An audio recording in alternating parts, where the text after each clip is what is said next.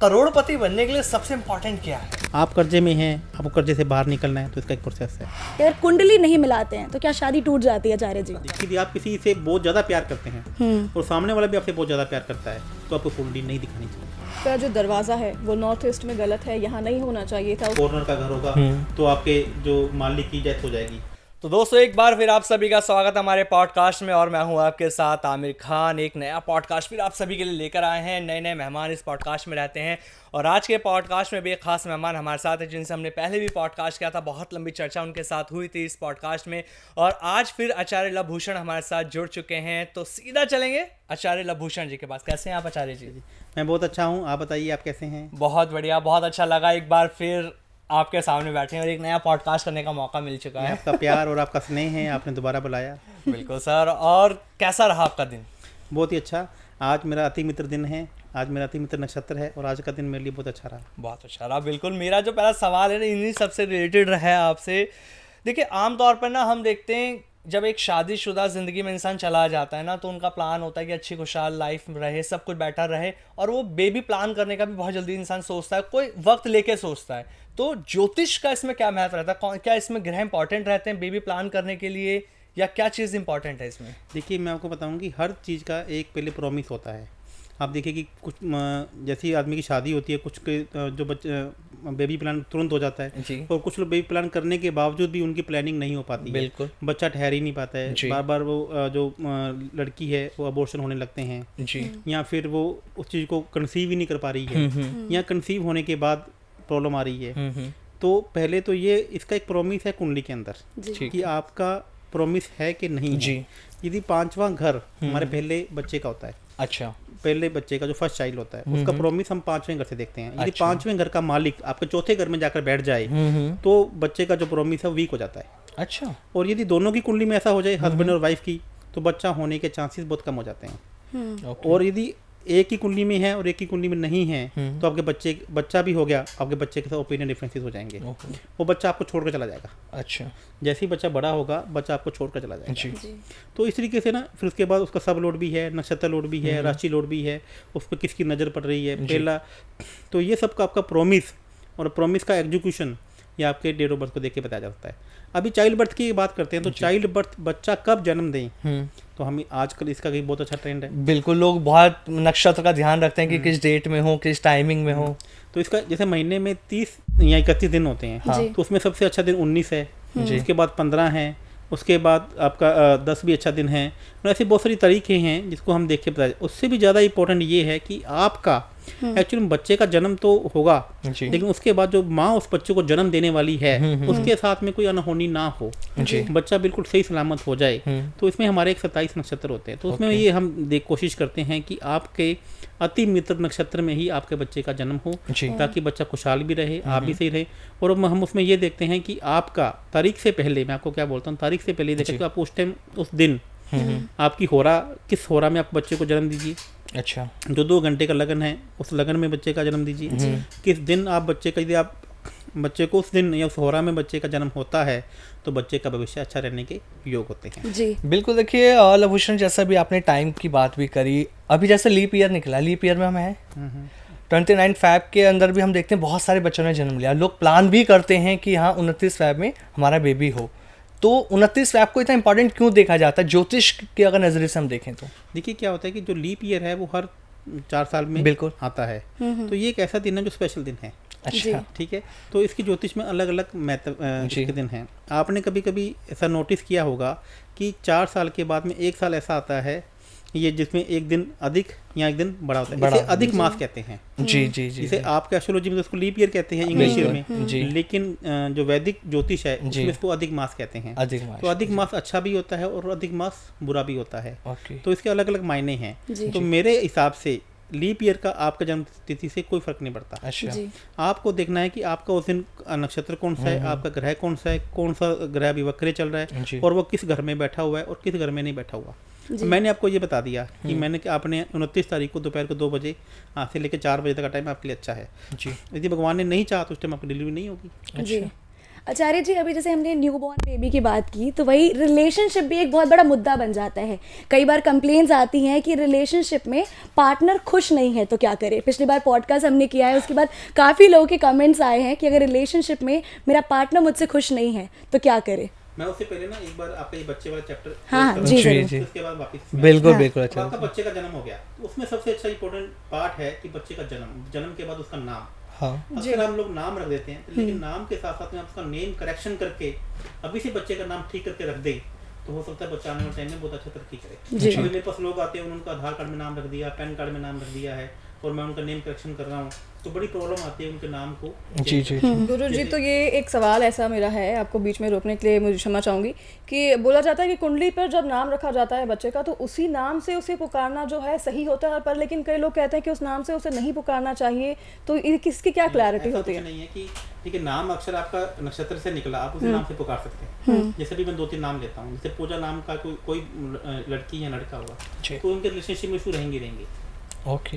उनके हस्बैंड के साथ में या उनके फादर मदर के साथ में। आप नरेंद्र मोदी जी का नरेंद्र नाम ले लीजिए, इनकी डेट ऑफ बर्थ में क्या कि लेने कुछ जाएंगे लेकर कुछ जाते हैं जी। तो ये नाम है, यदि इसमें एक अक्षर पहले ही घटा दिया जाए या बढ़ा दिया जाए तो एक नेम का वाइब्रेशन चेंज हो जाती है। जी। तो ये आपकी डेट ऑफ बर्थ को देख के ही किया जा सकता है। तो आप अपने उस बच्चे के लिए लाखों करोड़ रुपए खर्च करते हैं, आपका बच्चे आने वाले टाइम का भविष्य है, तो अभी उसी की डेट ऑफ बर्थ के अकॉर्डिंग तो उसकी वाइब्रेशन किस नाम पे बैठती है, जी। तो आप उसका नेम अभी ऐसा वैसा रख देंगे तो आने वाले टाइम में कुछ चीज़ें उसकी कम हो जाएंगी। जी। अब उसको एग्जाम्पल समझते हैं। एक बात मैं कहता हूँ कि ये चीज़ें करना क्यों जरूरी है। देखिए, जैसे हमारी लाइफ में हमारे मित्र होते हैं, हमारे दुश्मन होते हैं, बिल्कुल ऐसे ही नंबर्स की आपस में मित्रता शत्रुता है, जी। जी। ग्रहों की आपस में मित्रता शत्रुता है, नक्षत्रों की आपस में मित्रता शत्रुता है, 12 राशियों की आपस में मित्रता शत्रुता बिल्कुल। है। और जब भी आप किसी संकट में होंगे तो आप सबसे पहले किसको फोन करेंगे? अपने घर वालों को, मित्र जो मेरा खास होगा। जो बिल्कुल सबसे खास मित्र होगा, ये शत्रु करेंगे, जी। अपने मित्र करेंगे। तो ये एस्ट्रोलॉजी आपकी क्या हेल्प करती है? एस्ट्रोलॉजी आपकी हेल्प करती है कि आप अपने मित्रों को अपने पास में रखिए जी। और दुश्मनों को अपने से दूर रखिए। और जान जो खराब ग्रह आपकी कुंडली में बैठे हैं वो आपके सबसे ज्यादा नजदीक रहना चाहते हैं। अच्छा। और यदि एस्ट्रोलॉजी, जैसे मैं एस्ट्रोलॉजर हूँ, तो ये कोच आपकी हेल्प करते हैं कि आपके पास मित्र मंडली ज्यादा रहे। यदि आप जैसे ही रोड पे निकल रहे हैं और आपके पास 4 से 6 कमांडो है तो जल्दी से आतंकवादी या सामने वाला आप पे आक्रमण नहीं करेगा। और बिल्कुल सामने वाला आपके आतंकवादी या कोई भी आप फरार करना चाह रहा जी। है और आप अकेले घूम रहे हैं तो तुरंत आपके ऊपर अटैक करेगा। बिल्कुल। तो एस्ट्रोलॉजी ये हेल्प करती है आपको कि किस तरीके से मित्र ग्रहों को अपने पास में जी। रखें, मित्र मंडली को अपने पास में रखें। जैसे मान लीजिए कि 1 नंबर का, अक्सर लोग कहते हैं कि 8 नंबर दुश्मन है, मान लीजिए 1 नंबर का 7 नंबर दुश्मन है, 1 नंबर का 4 नंबर दुश्मन है, जी। जी। तो उनके मित्र रखे तो आपको आपकी डेट ऑफ बर्थ 1 है तो आपको डेट ऑफ बर्थ का नंबर का टोटल 3, 5, 6 पे जी। या 9 पे रखना चाहिए। जी। तो जिससे क्या होगा कि मित्र ग्रह आपके पास में आ जाएंगे। आपको वैसे मोबाइल नंबर रखना चाहिए, आपको वैसे ही सिग्नेचर रखना चाहिए। जी। बिल्कुल। देखिए, जैसे अभी ये नाम की आप बात कर रहे थे ना कि नाम से बहुत इफेक्ट पड़ता है, अभी ट्रेंड भी है, हम देख रहे हैं न्यूमरोलॉजी के हिसाब से अगर हम बात करते हैं, बहुत सारे ऐसे सेलिब्रिटीज़ भी हैं जिन्होंने अपने नाम की स्पेलिंग चेंज करी और जब उनका करियर डाउनफॉल पे था, जैसे नेम स्पेलिंग चेंज हुई उनका अप हो गया। तो इसका इंपॉर्टेंस इतना क्यों है? देखिए, मैं आपको फिर कहता हूं, मित्र शत्रु आपका, मान लीजिए कि नाम आपका आमिर खान है, बिल्कुल। और आपकी डेट ऑफ बर्थ क्या है? 9/12/93। आपने भी लास्ट टाइम पूछा जी। तो 9 का सबसे बड़ा दुश्मन कौन है? शनि। 8 तो नंबर। आपके नेम डेट ऑफ बर्थ का टोटल 8 पे आ रहा है नेम का, तो आपको लाइफ में संघर्ष देखना पड़ेगा। अच्छा। आपका डेट ऑफ बर्थ नाम का टोटल 4 पर आ रहा है तो आपको मेहनत ज्यादा करनी पड़ेगी, रिजल्ट लेट आएंगे। तो ये आपको आपकी डेट ऑफ बर्थ के हिसाब से देख बताया जाएगा। उसमें यदि हम एक अक्षर को आगे पीछे कम ज्यादा कर देंगे, हाँ। जी। उस नंबर का जो टोटल है वो आपका फ्रेंड नंबर हो जाएगा। ओके। तो इसी प्रकार से आप अपनी कंपनी का लोगो डिजाइन कर सकते हैं, हाँ। कंपनी का नाम रख सकते हैं, आप गाड़ी का नंबर रख सकते हैं, मोबाइल नंबर रख सकते हैं, घर का नंबर। अभी मैं कल जोधपुर में था, वहाँ पे किसी की कंसल्टेंसी, वास्तु कंसल्टेंसी करके आया जी। मेरे आने से पहले वो लाखों करोड़ों रुपए वास्तु कंसल्टेंट को दे चुके हैं, लेकिन उन्होंने हाउस नंबर ही नहीं देखा। उनकी खुद की डेट ऑफ बर्थ 9 थी जी। और उनकी जो घर का नंबर था वो 2 पे था। जी। अब 9 का जो सबसे बड़ा दुश्मन है वो 2 है। अच्छा। कैसे? 9 जो नंबर है वो मंगल का है और मंगल क्या है? फायर एलिमेंट है। फायर जी। और एलिमेंट। जो 2 नंबर है वो चंद्रमा का है। चंद्रमा वाटर एलिमेंट है और फायर और वाटर एलिमेंट सबसे बड़े आपका दुश्मन है। मैंने सबसे पहले बोला कि इसकी नेम की वाइब्रेशन, घर की वाइब्रेशन चेंज करो। वास्तु तो बात की बात है, हाँ हाँ आप अपना घर का नंबर तो चेंज करो। जी। जैसे ही उसका मैंने नंबर अभी चेंज कराया है, अभी कल ही मैंने नंबर चेंज करा के आया हूँ। अच्छा। और आज सुबह उसका फोन आ रहा है कि सर मेरे को रात को नींद ही बहुत बुरी है। एकदम मतलब इम्पैक्ट तुरंत हो जाता है लाइफ में। वो कहता है कि मैं सो ही नहीं पा रहा हूँ, मैं जैसे परेशान था। उसका तुरंत फोन आया आज मेरे पास और मैंने सबसे पहले, मैं किसी के पास वास्तु करने जाता हूँ, सबसे पहले उसके घर की बात की नेम प्लेट लगवाता हूँ। जी तो नेम प्लेट, अब नेम प्लेट कौन से तत्व की होगी? यदि आपका घर ईस्ट खुलता है तो लकड़ी की होगी, वेस्ट खुलता है तो मेटल की होगी, यदि आपका घर साउथ खुलता है तो कॉपर की होगी, यदि आपका घर नॉर्थ में खुलता है तो एल्यूमिनियम की होगी। शायद इतना तो कोई जानता भी नहीं है। अच्छा, शेप भी मैटर करती है इसके अंदर। ईस्ट होगा तो उसका रेक्टेंगल होगा, यदि वेस्ट में होगी तो हम कोशिश करेंगे यहाँ पे गोल लगाएंगे जी। और उसके बाद उसके घर की नेम प्लेट होनी चाहिए। आचार्य जी, जैसे अभी वास्तु की बात कर रहे हैं हम, तो वास्तु पे क्या होता है, जनरली बहुत सारे वास्तु एक्सपर्ट्स जो होते हैं वो कहते हैं अगर आपका ये किचन का डायरेक्शन सही नहीं है तो आप ये तोड़ दीजिए, उस डायरेक्शन से बनवा लीजिए। तो तोड़ फोड़ करना सही होता है कि नहीं वास्तु में? तोड़ फोड़ भी, और साथ में वास्तु के टाइप्स भी मतलब कितने होते हैं वो भी इसमें है। क्वेश्चन किया, ये आज की सबसे अच्छी ये डिमांड है जी। 90% लोग ये जानते हुए भी कि उनके घरों में वास्तु दोष हैं, जी। उसके बाद भी वो इसलिए वास्तु दोष का निवारण नहीं करते क्योंकि उन्हें लगता है घर में तोड़फोड़ होगी। बिल्कुल। मैं आपको बताना चाहूंगा मैडम, जिस प्रकार से आज देखो ना बहुत सारे ऑपरेशन बिना चीर फाड़ के हो रहे हैं, आप देखो ना, उसी प्रकार से एस्ट्रोलॉजी एक ऐसी साइंस है, वास्तु एक ऐसी साइंस है, इसमें रोज नए रिसर्च हो रहे हैं। जी। आज की डेट में आप घर में कोई भी तोड़फोड़ की जरूरत नहीं है। जी। आपके नॉर्थ ईस्ट में भी टॉयलेट है तो उसका भी बिना तोड़फोड़ से इसका इलाज संभव है। बताया जाता है अगर आपका जो दरवाज़ा है वो नॉर्थ ईस्ट में गलत है, यहाँ नहीं होना चाहिए था, उसकी दिशा अलग होनी चाहिए, तो बिना तोड़फोड़ के हम दरवाजे की दिशा चेंज करें, बिना इसे सुधार सकते हैं। बिल्कुल कर सकते हैं। मैंने आपको बोला, अभी मैंने एक बहुत ही यंग एक वास्तु एक्सपर्ट है जिसको वो अक्सर लोगों को ये कहकर डरा देते हैं कि नॉर्थ ईस्ट में टॉयलेट होगा तो आपको कैंसर हो गई होगा, साउथ ईस्ट का घर होगा तो आपके घर में एक्सीडेंट हो गई होगा, साउथ वेस्ट का घर होगा, कॉर्नर का घर होगा तो आपके जो मालिक की डेथ हो जाएगी। तो मैं आपको ये बताना चाहूंगा दोस्तों, आपको इस तरीके से नेगेटिव या भ्रामक लोगों से डरने की जरूरत नहीं है। इसका एक प्रॉमिस होता है कुंडली में जी। वास्तु और न्यूमरोलॉजी सिर्फ एक बूस्टर है जी। जैसे आप खाना खाने जाते हैं 5 स्टार होटल में जी, लेकिन बेसिक चीज क्या है? खाना। बिल्कुल। बेसिक चीज क्या है? खाना है, रोटी और दाल सब्जी जो हम खा रहे हैं। उसके बाद आपने जो चटनी लगा रहे हो और जो आप उसके साथ में पिज्जा मंगा रहे हो या वो सैंडविच खा रहे हो, वो वास्तु और न्यूमरोलॉजी है। अच्छा। एस्ट्रोलॉजी ही बेसिक चीज है जी। 50% काम आपका एस्ट्रोलॉजी करेगी, उसमें 20% 25% काम वास्तु का है, 10% काम न्यूमरोलॉजी का है और 15% काम आपके एलिमेंट का है। तो ज्योतिष एक इम्पोर्टेंट माध्यम है इनका पार्ट है। यदि आप एक बात बताइए कि आप दिल्ली में भी पॉडकास्ट कर रहे हैं जी, आप गुड़गांव में चले जाइए, आप दिल्ली किसी भी सिटी में चले जाइए, 90% लोगों के घरों में आपको नॉर्थ ईस्ट में टॉयलेट मिलेगा। आप चेक कर लीजिए, कैंसर हो गया। तो अगर जैसे डेट ऑफ बर्थ से, जैसे आप बता रहे थे ना कि न्यूमरोलॉजी से इतना फर्क पड़ता है, तो क्या मुझे क्या बिजनेस करना चाहिए, क्या करना चाहिए, कौन सा जॉब सेलेक्ट करना चाहिए, सब उस पर डिपेंड करता है? बिल्कुल डिपेंड करता है आपको जॉब कौन सा करना चाहिए, आपको बिजनेस कौन सा करना चाहिए। आप देखिए ना, एक आदमी तो कोई भी काम करता है उसके काम सारे सीधे पड़ते हैं और एक काम जो भी काम करता है उसके काम उल्टे पड़ते जाते हैं। आपको ये देखना है कि आपका पैसे देने वाला ग्रह कौन सा है, और यदि आप उसी ग्रह का काम करते हैं तो आप 1 और 1 11 हो जाते हैं। और यदि आपने उसके दुश्मन ग्रह का काम कर लिया तो 1 - 1 आप 0 हो जाते हैं। आप देखो ना, एक आदमी तुरंत करोड़पति हो जाता है, एक आदमी करोड़पति हो जाता है। अब इसका इफेक्ट कैसे आता है? कभी कभी क्या होता है कि आपकी दशा भी इसमें इंपॉर्टेंट करती है, लेकिन उससे पहले ये जरूरी है कि आप अपने मित्र ग्रहों का काम कीजिए। अभी मैं आपको एक एग्जांपल से बताता हूँ कि क्या हुआ कि किसी के 11वें घर में गुरु बैठा हुआ था और चंद्रमा बैठा था उसका 8वें घर में, और वह चावल का काम कर रहा था। मेरा गुजरात का क्लाइंट है, उसकी चावल की फैक्ट्री है, तो मेरे पास आया, मैं बड़ा परेशान हूँ साहब, मेरा काम चलता ही नहीं, मेरे पैसे डूब जाते हैं, मेरे काम हो जाता है। तो मैंने उसको बोला कि चावल का रंग पीला कर दे। अच्छा, क्यों? मैं वही तो आपको बताना चाह रहा हूँ। उसको मैंने इतना सा बोला, कहता था मैंने कहा चावल का बंद नहीं कर सकता, इसमें करोड़ों रुपए की मेरी इन्वेस्टमेंट हो चुकी है, मैं इस काम को बंद नहीं कर सकता। तो मैंने से बोला आप एक काम करो, व्हाइट चावल आपने नहीं बेचने हैं क्योंकि चंद्रमा आपके 8वें घर में बैठा हुआ है। आप चंद्रमा से रिलेटेड, चावल से रिलेटेड कोई भी काम करोगे तो काम आपका नहीं चलेगा। और 11वें घर में बैठा था उसका गुरु का मतलब पीला। तो साहब अभी 6 महीने की पुरानी बात है, उसने चावल का रंग पीला कर दिया, बैग का रंग पीला कर दिया। आज उसका काम पूरे इंटरनेशनल लेवल पे आता है। लेकिन भूषण जी की ये तो चावल की बात हुई, ऐसा कोई प्रोफेशन है जो हमने बहुत पहले से शुरुआत कर दी है, जॉब की हमने शुरुआत कर दी है, अब बहुत आगे तक वहाँ पर आ गए हैं पर लेकिन सक्सेस नहीं हो पा रहे हैं। अब वो हो सकता है कारण कि हमारे न्यूमरोलॉजी में वो सेट नहीं हो रहा हो, तो फिर उसका क्या हम हल निकाल सकते हैं? फिर बता रहा हूं ना मैडम, यदि आपने काम शुरू कर दिया है और बहुत पुराने समय से कर रहे हैं, एस्ट्रोलॉजी बनी ही ऐसी इसलिए है कि आपको कोच करे, आपको डायरेक्ट करे। अब एस्ट्रोलॉजी मेरे द्वारा नहीं बनाई गई है, मैं आपको बताता हूँ कि एस्ट्रोलॉजी गणेश जी के आदेश पर पाराशर जी ने लिखी थी और उसके साथ में धन्वंतरी जी साथ बैठे थे। पाराशर जी थे, उन्होंने ज्योतिष लिखा था और धन्वंतरी जी ने आयुर्वेदा लिखा था। उन दोनों की कुटिया बिल्कुल बगल बगल में थी। जैसे ही उन्होंने लिखना शुरू कर दिया कि आपने पुराने जन्म में ये किया, इस जन्म में ये किया, तो आपको इस कर्मों को फल भोगना पड़ेगा। तब मार्कंडे जी घबरा गए, मार्कंडे ऋषि जी वो ब्रह्मा जी के पास गए। उन्होंने बोला कि सब एस्ट्रोलॉजी लिखी जा रही है, सबका भविष्य बताया जा रहा है, सब चीजें हो जा रही हैं, तो किसी को अपने कर्मों का भुगतान या कर्मों की माफी मांगनी है तो क्या करे? तो ब्रह्मा जी ने कहा आपकी बात तो बिल्कुल सही है, तो ब्रह्मा जी ने फिर मार्कंडेय की बातें विचार करते हुए गणेश जी से बात करके उन्होंने बोला कि इसको अपने जो कर्मों का प्रायश्चित करने का फल तो दो। जी इसमें कोई दो राय नहीं है। आज की यूथ क्या कहती है कि जो हमारी किस्मत में लिखा वो तो होगा ही होगा, ये एस्ट्रोलॉजर क्या कर लेंगे। तो मैं बोल रहा हूँ इसमें कोई दो राय नहीं है कि आपकी किस्मत में जो लिखा है वो आपको भुगतना पड़ेगा, लेकिन एस्ट्रोलॉजी इतनी हेल्प करती है कि जो चीज़ें बड़ी आपकी एस्ट्रोलॉजी में लिखी है वो भुगतनी है, आप उसको 20 साल में डाइल्यूट कर सकते हैं। यहीं पर मेरा एक और सवाल है, जैसे एस्ट्रोलॉजी से सब कुछ चेंज कर सकते हैं, लेकिन कभी कभी कहते हैं कि कर्म अगर आप अच्छे करें तो क्या उसका क्या इम्पैक्ट पड़ता है इस कर्म पे? जो आप अभी अच्छे कर रहे हो उसका आपको फल अभी नहीं मिलेगा, उसका फल आने वाला टाइम नहीं मिलेगा। अच्छा कई आप देखें ना बहुत अच्छे कर्म करने के बावजूद भी दुख पे दुख पीड़ा कर रहे हैं। जी मैंने एक एंकर को सुना था, उसके 8 ऑपरेशन हो चुके हैं और अभी उसकी डेथ भी हुई है। तो उसने क्या कर्म बुरे कर दिए। आप देखो ना, एक बच्चा जन्म लेता है, जन्म लेते उसके साथ पीड़ाएं शुरू हो जाती है। एक आदमी जन्म लेते उसकी बीमारी शुरू हो जाती है। तो क्या करेगा बंदा वो। तो हमारी एस्ट्रोलॉजी में ऐसी चीजें बताई गई हैं कि यदि आपने पुराने जन्म में कोई आपके पूर्वजों ने या आपने बुरे कर्म कर दिए तो आपको जन्म में भुगतने पड़ेंगे, लेकिन आप उस देवता के पास चले जा सकते हैं, जाएंगे तो वह आप उन चीज़ों को डाइल्यूट कर सकते हैं, आप उनको कम कर सकते हैं।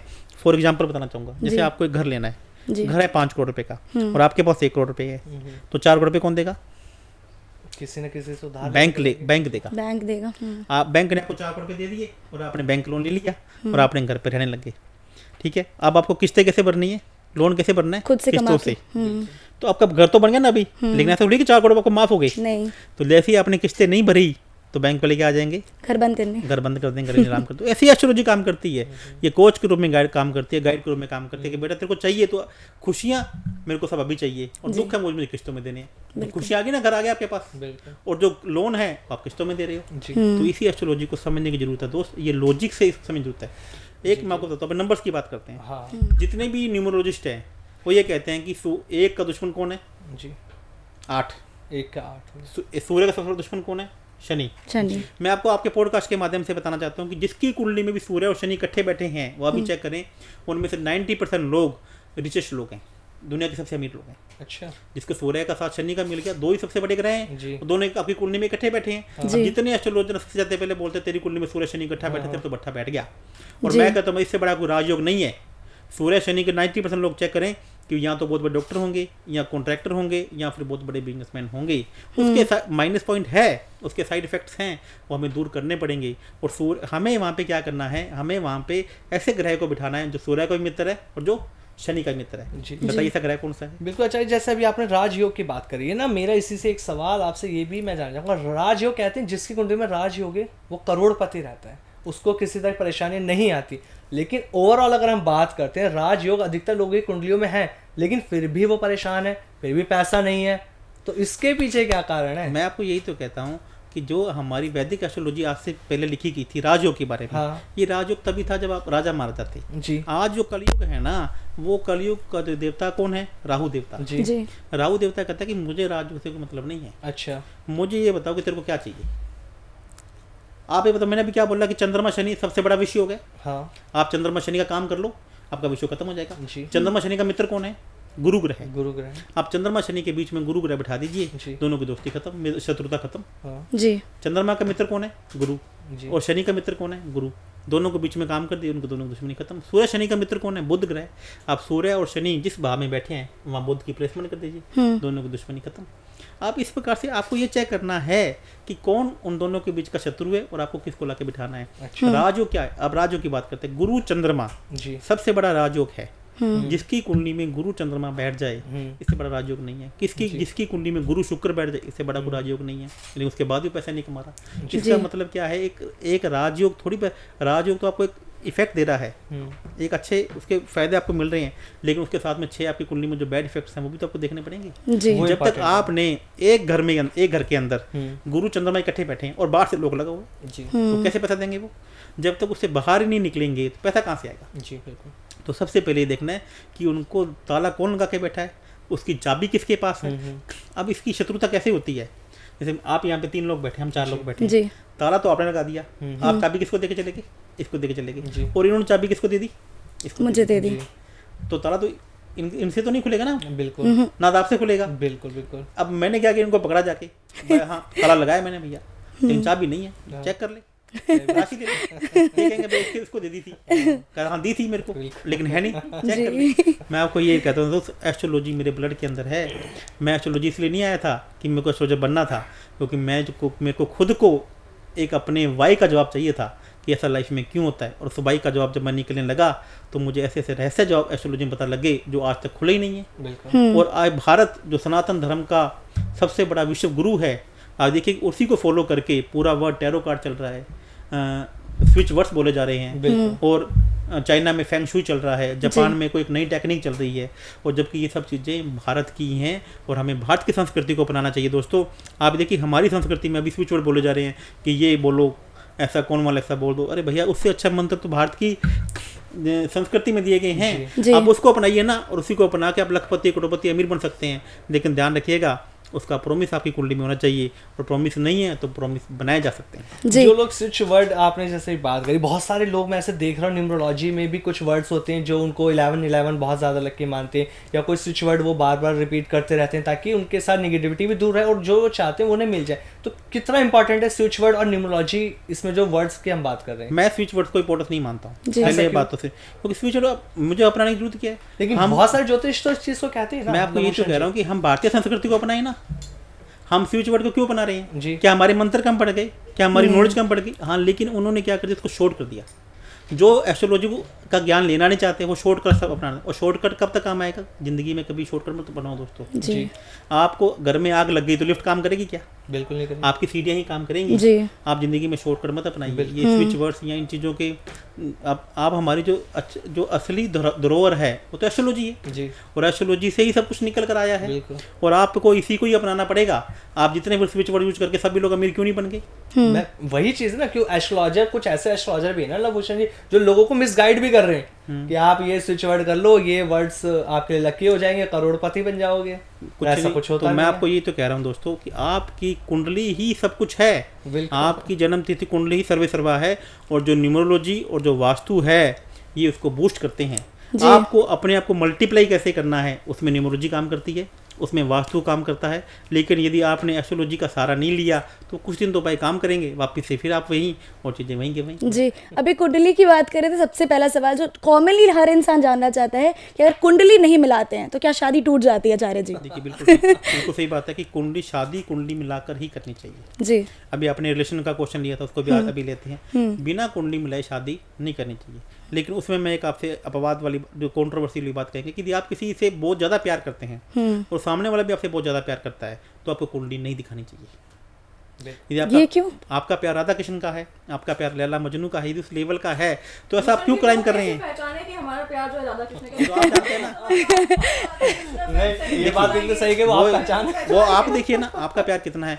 यदि आपने वहाँ पे कुंडली मिलान का काम कर लिया तो दोस्तों आपकी कुंडली में तभी आ गया ना। जी। आप बात को समझे जी। यदि आपकी भावना में त्याग की भावना है तो फिर कुंडली तो वहाँ पे तो भगवान आपके साथ वैसे ही हो जाएगा। बिल्कुल बिल्कुल। कुंडली मिलाना जरूरी है, मैं आपको फिर कह रहा हूँ। लेकिन आपका यदि प्यार ऐसा है तो वहाँ पे देवता भी आपके साथ में हो जाएंगे। मतलब हमें अगर अपने लव मैरिज पे, अपने पार्टनर पे विश्वास है, तब अगर आप लव मैरिज करना चाहते तब कुंडली मिलवाइए मत। ये कंट्रोवर्शियल क्वेश्चन है, ये कंट्रोवर्शियल बात है। मैं ये बोल रहा हूँ कि कुंडली मिलानी चाहिए, लेकिन आपका प्यार सच्चा है, आपके पार्टनर का प्यार सच्चा है। आप कहते हैं अब ये कैसे जाने? ये तो आप जानिए, आपका पार्टनर जाने।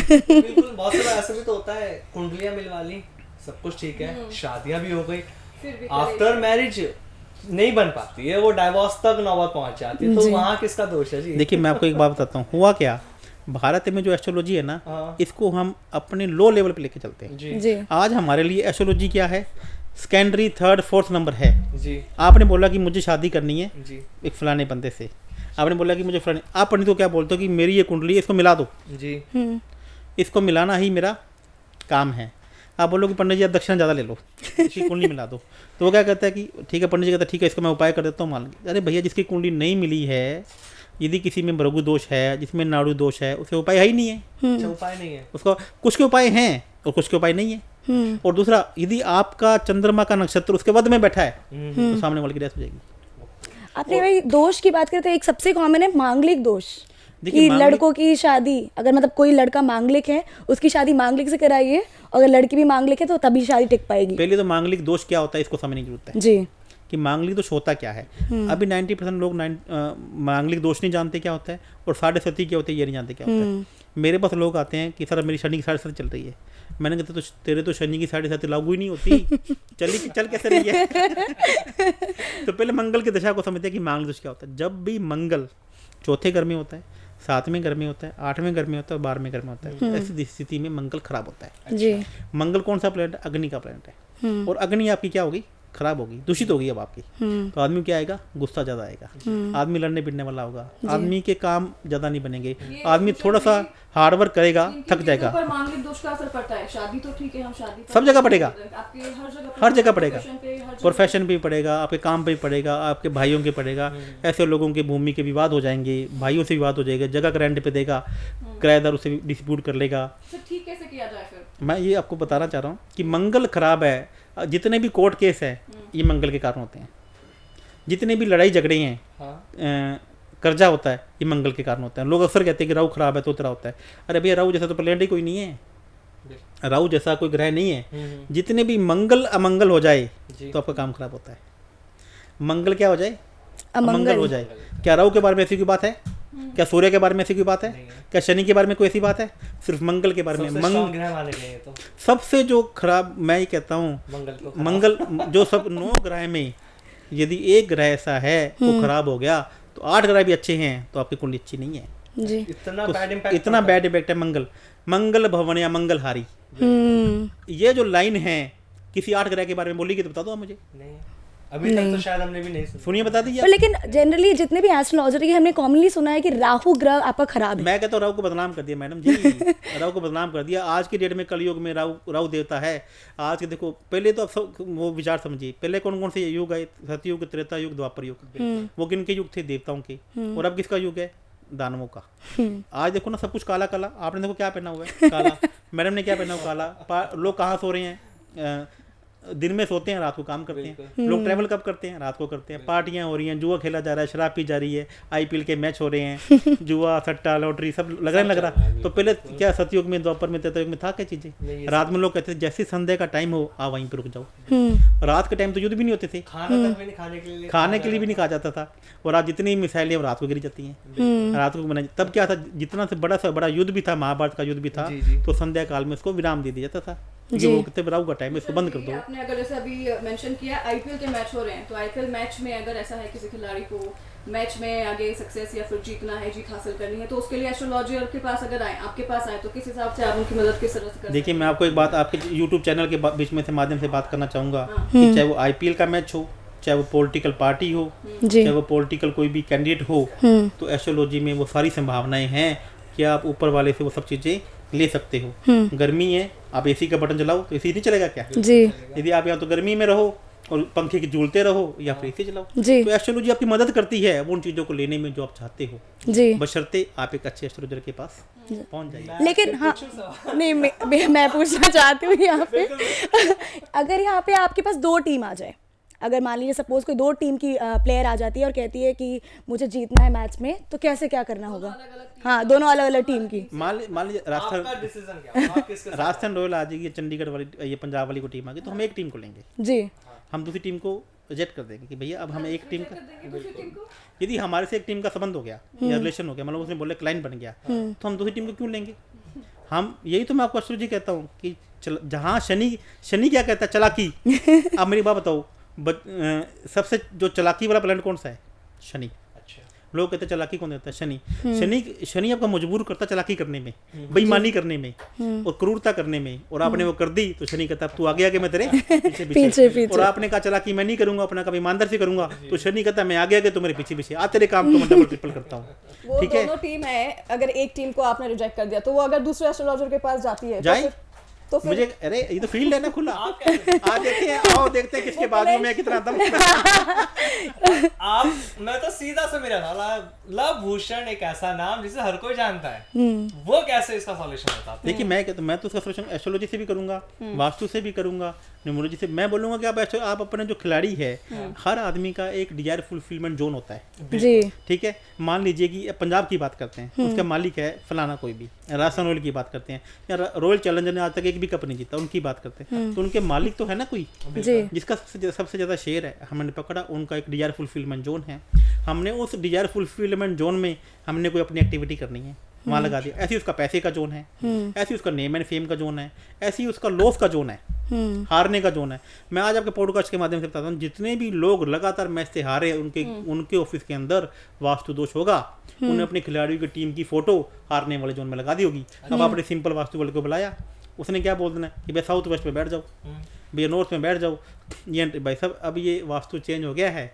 अब वास्तु से नहीं, वास्तु आपकी जन्म तिथि से होता है। जी जी तो अलग मैंने सुना कि मतलब क्रिकेटर्स के लिए भी वास्तु इंपॉर्टेंट रहता है। मैडम आप एक बात बताइए, मैंने आपको क्या बोला है कि दो तरीके के लोग होते हैं, दो तरीके के गेम होते हैं, दो तरीके के कलाकार होते हैं। बिल्कुल। एक कलाकार जो शरीर से खेलते हैं, हाँ। और एक कलाकार जो माइंड से। अकेले माइंड से खेलते हैं, जैसे शतरंज है, तो उसमें किसी प्रकार की आपको यूज नहीं करनी कुछ भी। जी ऐसे चीजें जिसमें आपकी बॉडी का भी जरूरत हो और माइंड का भी जरूरत हो, तो वो उसमें कौन सा प्लेनेट है? मंगल, शनि और गुरु। जी और ऐसा गेम जिसमें आपकी बॉडी का यूज नहीं है, सिर्फ और सिर्फ माइंड का यूज है, वहाँ पे क्या आ गया? बुध और शुक्र। अच्छा। माइंड का यूज़ भूषण जी पॉलिटिक्स में भी होता है, और हम ऐसे भी कहते हैं कि हम जब पैदा हो जाते हैं तो हमारी जो भी करना धरता है जो वो पहले से ही तय हो जाती है, हमारी कुंडली में ही तय हो जाता है कि आप ये करने वाले हैं। पर अगर बात ऐसे आए कि अगर कोई पॉलिटिशियन है, उसको तकलीफ़ें आ रही हैं, तो वो कैसे एस्ट्रोलॉजर की मदद से जो है अपने चुनाव में जो है आगे जाके जीत हासिल करने के लिए आपकी मदद किस तरह से ले सकता है, आप कैसे उसकी मदद कर सकते हैं? आज आपको ना एक पॉलिटिशियन के बहुत अच्छा राज बताता हूँ, सुनकर मजा आ जाएगा। अब मेरी बात सुनिए, मैं बात लॉजिक से करता हूँ। लोग मेरे पास क्यों आते हैं? क्योंकि मेरी जो एस्ट्रोलॉजी है ना, मैं आपको कह रहा हूँ एस्ट्रोलॉजी मेरे ब्लड के अंदर है। आप कोई भी जो राजनेता है वो आज ही अपना सूर्य चेक कर ले। जी किसी भी बंदे को राजनीति के अंदर सक्सेस मिलेगी तो एकमात्र ग्रह है, वो है सूर्य। यदि उसका सूर्य तुला राशि में बैठा है तो उसको मनोनीत किया जाएगा, उसको आगे पहुंचाया जाएगा, जी लेकिन उसके पल्ले कुछ नहीं पड़ेगा, वो चुनाव नहीं जीत पाएगा। अच्छा। वो हमेशा नाम के पीछे भागता रहेगा, उसको नेम भी मिलेगा, उसको झूठा नाम दिलाया जाएगा, उसको अध्यक्ष भी बना दिया जाएगा, उसका यूज किया जाएगा, लेकिन उसके पल्ले कुछ नहीं पड़ेगा। वो 20 साल के बाद देखेगा, वो क्या पता करेगा कि मैं तो पार्टी के लिए मैंने इतना कुछ काम कर दिया, मुझे आज क्या मिला, उससे अच्छा मेरे बच्चे सीख बिल्कुल। तो ये तुला आपके लिए, तुला राशि क्या है? शुक्र की है, और वहाँ पे उसका कौन होता है? शनि। जी। और सूर्य वहाँ पे क्या होता है? नीच का। तो ऐसे शनि को क्या, शनि सूर्य को कैसे डराता है, उससे दुश्मनी कैसे निकालता है, उसको प्रलोभन देता है, उसे देता है, उसका नेम एंड फेम देता है, पोस्टर में बैनर में बड़े बड़े नाम लगा दी जाते हैं, और जब टिकट मिलने की बारी आती है उसका नाम काट दिया जाता है, और बाद में उसको तसल्ली दी जाती है, उसको अध्यक्ष बना के उसका यूज किया जाएगा। जी इसका सबसे बड़ा उपाय क्या है कि आपको अपने वजन के बराबर दलिया गाय को खिलाना है संडे के संडे। जी और कितने संडे खिलाना है ये तय होगा आपकी कुंडली देख के। जब तक आप ऐसा नहीं करेंगे, आप चारा खिलाते रहिए, 100 काउंटर खिलाते रहिए, उससे कुछ नहीं होगा। तो ये चीजें हैं। आप सूर्य आपका 8वीं राशि में, वृश्चिक राशि में है, तो मतलब कि आपके पैसे भी लगेंगे। जब तुला राशि में तो क्या था, आपका सिर्फ टाइम लिया गया था, और सूर्य वृश्चिक राशि में आपका टाइम भी लगेगा और आपके पैसे भी लगेंगे, और आपका उसमें पैसे, लोग कहते हैं ना कि मैंने 8 करोड़ रुपये दिए टिकट लेने की, मैंने 5 करोड़ रुपये टिकट लेने की, उसमें मैं टिकट नहीं जीत पाया। अब बदनामी किससे होगी? 2 प्रकार से होगी, आपकी हार भी होगी और आपका नाम भी बदनाम होगा, आपका टाइम भी खराब होगा और आपका पैसा भी खराब होगा। तो ये दोस्तों, ये एस्ट्रोलॉजी को समझने की जरूरत है। जब तक आप इसको लॉजिक से नहीं समझते हो। अब मैं आपको पॉलिटिक्स की बात 2 मिनट में आपको बताना चाहूँगा। जी हमारी कुंडली में कितने भाव होते हैं? 12 भाव, 12 राशियाँ होती हैं, 16 जोन होते हैं। वैसे आपको मैं बताऊं, एक अभी जितना भी इंडिया के अंदर वास्तु चल रहा है, एक बंदा है वो 16 जोन बताता है, और एक आदमी 9 जोन बताता है। और मैं आपको बताता हूँ, ना 9 है ना 16 है, ये जोन 12 है वास्तु में। इसको मैंने एक नई रिसर्च की है। यहाँ पे महावास्तु कौन लेकर आया? एक खुशदी मंसल जी लेकर आए थे। अच्छा। उसके बाद नंबर वास्तु कौन लेकर आया?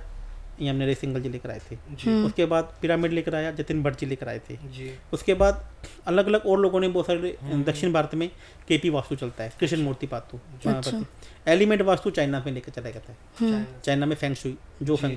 तो मैंने क्या किया मैडम, हुआ क्या कि सब जो एक ही ट्रिक को फॉलो करता हुआ एक ही ट्रिक को फॉलो कर रहा है। तो मैंने क्या किया, मैंने अपने आप को विनम्रता से काम किया। मैंने इन 5 लोगों से 6 लोगों से ट्रेनिंग ली। इसके अलावा मैं जो USA में वेस्टर्न एस्ट्रोलॉजी करके नहीं आई है, अच्छा। जिसमें टक्कर बोलते हैं कि आपकी जो सीधी टक्कर चलती है। इसके अलावा लाल किताब वास्तु आता है। तो मैंने इन 6 से 7 टेक्निकों को पढ़ा। मैं आपको आज के चैनल में बताता हूँ कि मैं आपका इस दुनिया में भी नहीं बताऊँ कि मैं एक ऐसा ओनली एस्ट्रोलॉजर हूँ या वास्तु एक्सपर्ट हूँ जिन्हें सभी की सभी टेक्निकों से सभी के हाईएस्ट पैकेज लिए और उनसे मैंने पढ़ा। और उनको पढ़ने के बाद अपनी एक नई टेक्निक डेवलप कर दी। वाह। और उसका नाम रखा है मैंने मास्टर वास्तु। और जो मेरा लोगो है वो भी एनीटाइम वास्तु का। आपकी खुद की रिसर्च है? ये मेरी खुद की रिसर्च है। इसमें मैं अभी बुक भी लिख रहा हूँ, इसमें अभी काम भी कर रहा हूँ। ऐसी टेक्निक किसी के पास नहीं है। पर इसमें ऐसा क्या डिफरेंट क्या है? भैया इसमें बिना तोड़ फोड़ के वास्तु होगा। आपको कोई भी कहीं पे भी आपको अपने बाथरूम के अंदर कोई भी स्ट्रिप लगाने की जरूरत नहीं है, कोई भी आपको पट्टी लगाने की जरूरत नहीं है। इसके अंदर हमने ऐसी चीज़ें निकाल कर लेकर आए हैं।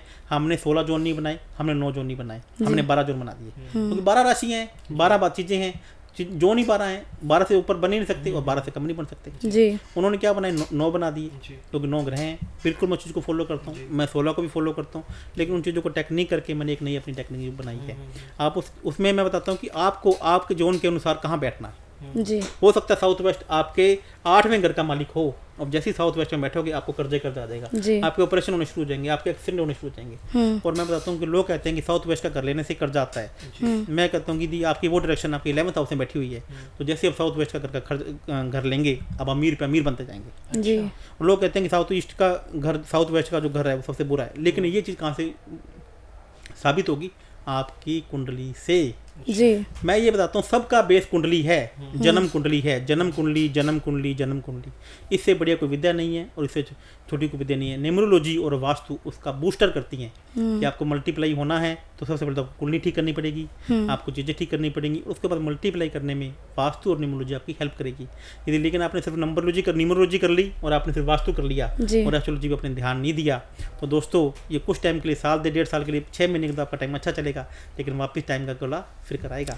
एस्ट्रोलॉजी से बढ़कर कोई विद्या नहीं है न्यूमरोलॉजी। और मैं आपको बताता हूँ जो न्यूमरोलॉजी है ये भारतीय ऋषि के द्वारा नहीं लिखी गई है जी। ये कीरो के द्वारा लिखी गई है। अच्छा। और कीरो कौन थे?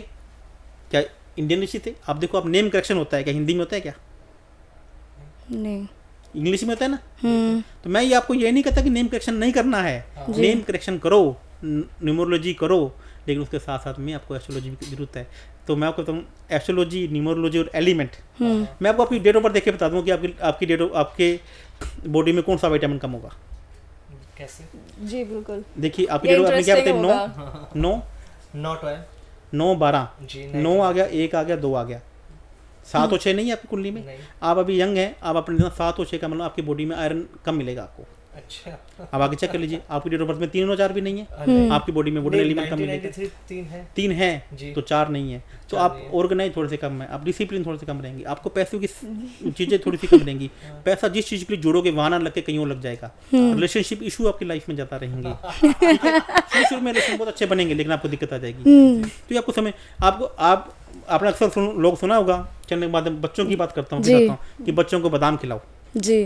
तो आप बताइए कि बादाम कौन से ग्रह से देखे जाते हैं? ये तो सब लोग कहते हैं बच्चों को दिमाग बढ़ाना है तो क्या करना? सुबह खाने चाहिए बादाम। बादाम कौन से ग्रह से देखे जाते हैं? बादाम शनि ग्रह से देखे जाते हैं। और बिल्कुल बच्चों को बादाम खिलाने चाहिए। और शनि का नंबर 8 है। आपके बच्चों को कम से कम भी 8 बादाम रोज खिलाने चाहिए। और आप देखो ना आज की डेट ऑफ बर्थ में बच्चों की डेट ऑफ बर्थ में 8 नंबर नहीं है। आप अपनी अभी आप देखना ना, उनके बच्चों में चालाकी नहीं है जिनकी डेट ऑफ बर्थ में 8 नहीं है। अच्छा। आप अभी अपने चैनल के माध्यम से चेक कीजिए। उनके बच्चे वो लोग चालाक नहीं है। अच्छा। जैसा उनके दिल में होगा वो सामने वाले को वैसे अपनी बात बता देंगे। जैसे सामने वाला पूछेगा ना कि तेरी प्लानिंग क्या है, तो तुरंत अपनी प्लानिंग के चिट्टे खोल देंगे। और सामने उनको ना बात को गोल मोल करना नहीं आता है, उन्हें तोड़ मोड़ के बात नहीं करना आता है। अरे भैया जब तक आपके अंदर चालाकी नहीं है, तोड़ मोड़ के करके नहीं आओगे तो सेल्समैन कैसे हो गए? तो आप तो वहीं के वहीं रह जाओगे। तो चालाकी कैसे आएगी? तो चालाकी कौन देगा? शनि देगा। तो 8 बादाम, जो बादाम को भिगोने की बात बच्चों को देके की जाती है। बिल्कुल आप अपने बच्चों को 8 बादाम रोज खिलाइए। और बादाम ऐसे खिलाइए जिसमें ऑयल होता है। जो ये आप अमेरिकन बादाम खिला रहे हो ना जिसमें ऑयल ही नहीं है, आप 8 खिला दो, भले 16 खिला दो, भले 24 खिला दो, कुछ नहीं होगा। बादाम ऐसे खिलाइए जो मामरा गिरी असली वाली है, गुरबंदी गिरी असली वाली है। बच्चों को बादाम का तेल उसके दूध में मिला के पिलाना शुरू कीजिए। आप देखेंगे कि आपके बच्चे के अंदर चालाकी आनी शुरू। तो मतलब हमारा कोई भी नंबर हो, हमारा न्यूमरोलॉजी जो भी होगा, लेकिन अगर हम 8 को इन्वॉल्व करते हैं हमारी लाइफ में 8 नंबर को, तो हम चालाक बन सकते हैं। बिल्कुल ये बन कह सकते रहे हैं। हैं मैं कहता हूँ आप स्मार्टनेस, चालाकी को इंग्लिश में क्या कहते हैं? अपने क्या कहते हैं जिसे अपने बंदा Clever. नहीं देता है, अरे बंदा स्मार्ट था।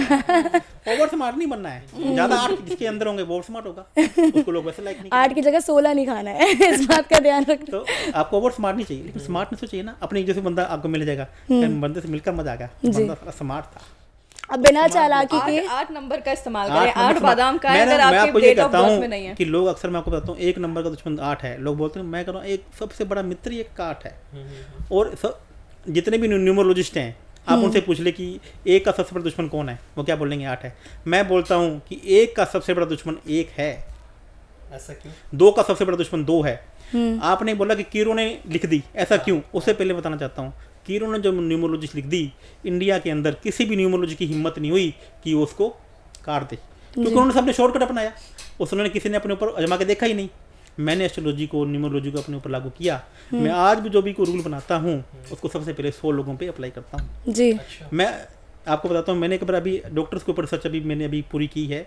मैं IMA में गया, वहाँ पे 500 डॉक्टरों की लिस्ट लेके आया, उनकी सबकी डेट ऑफ बर्थ ली और मैंने चेक किया कि डॉक्टर है तो डॉक्टर क्यों है, ये सर्जन है तो सर्जन क्यों है, दांतों का क्यों है। जी उन 500 के ऊपर सर्च करके मैंने अपनी अभी एक रिसर्च बनाई। लेकिन उससे पहले आपको बताता हूँ कि 1 का सबसे बड़ा दुश्मन 1 क्यों है। जी बिल्कुल। आप बोलते ना 1 का सबसे दुश्मन 8 है। आपने अभी सुना होगा? अभी थोड़ी देर पहले ही आपने आमिर जी को कहा था, मैं अभी वही पूछने वाली थी कि अगर 8 आप है, हाँ इसमें कोई डाउट नहीं है, लेकिन उससे भी बड़ा दुश्मन 1 का दुश्मन 1 है। अच्छा अब 1 का नंबर कौन है? राजा। आप एक बार बताइए कि राजा का सबसे बड़ा दुश्मन कौन होता है? और 8 नंबर किसका है? सेवक का। नहीं, 8 आपके एक राजा का है और 8 शनि है। शनि कर्मचारी का नंबर भी है, जी। शनि सेवक का नंबर भी है। क्या आपका शर्मी के सेवक से दुश्मनी हो जाएगी क्या? मतलब ही नहीं है, ठीक है। लेकिन 1 किसका है? राजा का। और राजा का सबसे बड़ा दुश्मन कौन है? राजा। राजा का दुश्मन राजा। राजा का खुद ही। सबसे बड़ा दुश्मन राजा है। दूसरा राजा, ओके ऑपोजिशन। दूसरा राजा। आज मान लीजिए कि एक पार्टी की नरेंद्र मोदी जी की, एक पार्टी किसकी है? राहुल गांधी की। दोनों राजा हैं, क्या दोनों दुश्मन हो जाएंगे? दोनों दोस्त हो जाएंगे? मतलब नहीं, दोस्त हो जाएंगे तो अपना वजूद खत्म कर देंगे। तो कोई राजा ये नहीं चाहता कि वो राजा आगे बढ़े। आप किसी 2 पार्टियों का विलय भी हो जाएगा तो विलय 2 दिनों के बाद टूट जाएगा, क्योंकि उन लोग तो मेरी पार्टी को सीट ही नहीं मिली है, टिकट नहीं मिली है। यानी अगर मेरे नंबर में 1 आ रहा है और अगर मेरे किसी फ्रेंड के नंबर में भी 1 आ रहा है, तो वो आपसे ईगो रखेगा, अच्छा वो आपसे जेलसी रखेगा। आपकी डेट ऑफ बर्थ क्या है मैडम? मेरी 17/11/2002। आपकी 8 है, इनकी 9 है। आपकी क्या है मैडम? हमारी पूरी डेट ऑफ बर्थ पहले बता दीजिए। 25 जनवरी। जैसे 25 है तो मैडम आप तीनों में आपस में विचारों में बता रहेगी, चेक कर लेना आप। हमें मतलब ईगो क्लैश करेगा। सब में करेगा। आप दुनिया को दिखाने के लिए कुछ भी करें। 25 से सिर्फ कोई कहते हैं कि पूरा जो है बर्थ डेट हमें ऐड करके फिर न्यूमरोलॉजी का जो नंबर है वो कैसे निकाला जाए परफेक्ट नंबर, क्योंकि अलग अलग तरीके हैं, कोई कहता है ऐसे सुनिए मेरी बात को, हर नंबर की वाइब्रेशन है। अब ये बोलते हैं कि न्यूमरोलॉजी जिनको सिर्फ न्यूमरोलॉजी करते हैं, न्यूमरोलॉजी काफ़ी है। आप एक बात बताइए मैडम, आपका जन्म 25 को हुआ तो 25 में कितने बच्चों ने जन्म लिया? 1 मिनट में 1 सेकंड में 4 बच्चे जन्म लेते हैं जी पूरे वर्ल्ड में। आज तो ऐसी टेक्निक आ गई है मैडम, हम कोई 8-10 लोग एस्ट्रोलॉजर्स हैं पूरे वर्ल्ड में। हमने क्या किया कि बर्थ टाइम रेक्टिफिकेशन बनाया है, जिसमें हम सेकंड का भी सेकंड निकालते हैं जी। कि जिसमें सेकंड का भी सेकंड। माइक्रो सेकंड कि आपका जन्म 1:15 में नहीं मैडम, 1:14 800 सेकंड, मतलब 800 मिली सेकंड पे हुआ है। ये बात पिछली बार आपने बताई थी। हाँ, ताकि हम आपकी परफेक्ट डेट ऑफ बर्थ पे पहुंच सकें। और आप न्यूमरोलॉजी में बैठे हो मैडम, कहाँ बैठे हो क्योंकि आप? आमतौर पे ऐसा होता है मैं कि ये कह रहा हूँ कि secret न्यूमरोलॉजी आती है। जरूरी है, मैं आपको मना नहीं कर रहा हूँ, वो बूस्ट करती है। लेकिन आप अकेले न्यूमरोलॉजिस्ट के बाद जा रहे हो तो आपका तो जन्म 25 को है, वो तो कहेगा आपका जन्म 7 है, 5 कॉमन बातें बता देगा जिसकी सबकी 7 है। अरे मैडम 7 में हुआ, किस होरा में हुआ, किस नक्षत्र में हुआ, नक्षत्र के किस चरण में हुआ, कितने सेकंड में हुआ, सब इम्पोर्टेंट है। अरे मैडम वही तो इम्पोर्टेंट है। आपको मैं कह रहा हूँ Astrology, न्यूमरोलॉजी सिर्फ आपको बूस्ट करती है आपकी चीज़ों को, वो कोई प्रॉब्लम सॉल्व नहीं करती है। आप एक बात को, मेरी बात को समझने की कोशिश कीजिए कि हम उसकी मदद लेके हम एस्ट्रोलॉजी से हमने चीज़ों को ठीक किया, हम न्यूमरोलॉजी से चीज़ों को ठीक किया, नंबर को ठीक किया, लेकिन न्यूमरोलॉजी सब कुछ नहीं है। सब कुछ कौन है? एस्ट्रोलॉजी है। मैं वास्तु को भी कहता हूँ, वास्तु का रोल आपकी एस्ट्रोलॉजी में 20 से 25% है, 10% न्यूमरोलॉजी का है, 15% रोल आपका एलिमेंट का है और 50% रोल अकेली एस्ट्रोलॉजी का है। और मैं आपको बताता हूँ कि जितनी भी 4 से 5 विद्याएं हैं, ये मतलब अभी तक मैंने कितने भी मैंने अपना किसी से भी ईगो क्लैश नहीं किया। मुझे जो भी लगा ना कि मेरे को ये आता है, मैं आज भी सीखता हूँ। हाँ। मैं आज भी सीखता हूँ। मुझे लगता है कि कोई बंदा सिखाना चाहता है, मैं कहता हूँ नतमस्तक आपके चरणों में प्रणाम, आप मेरे गुरु हो।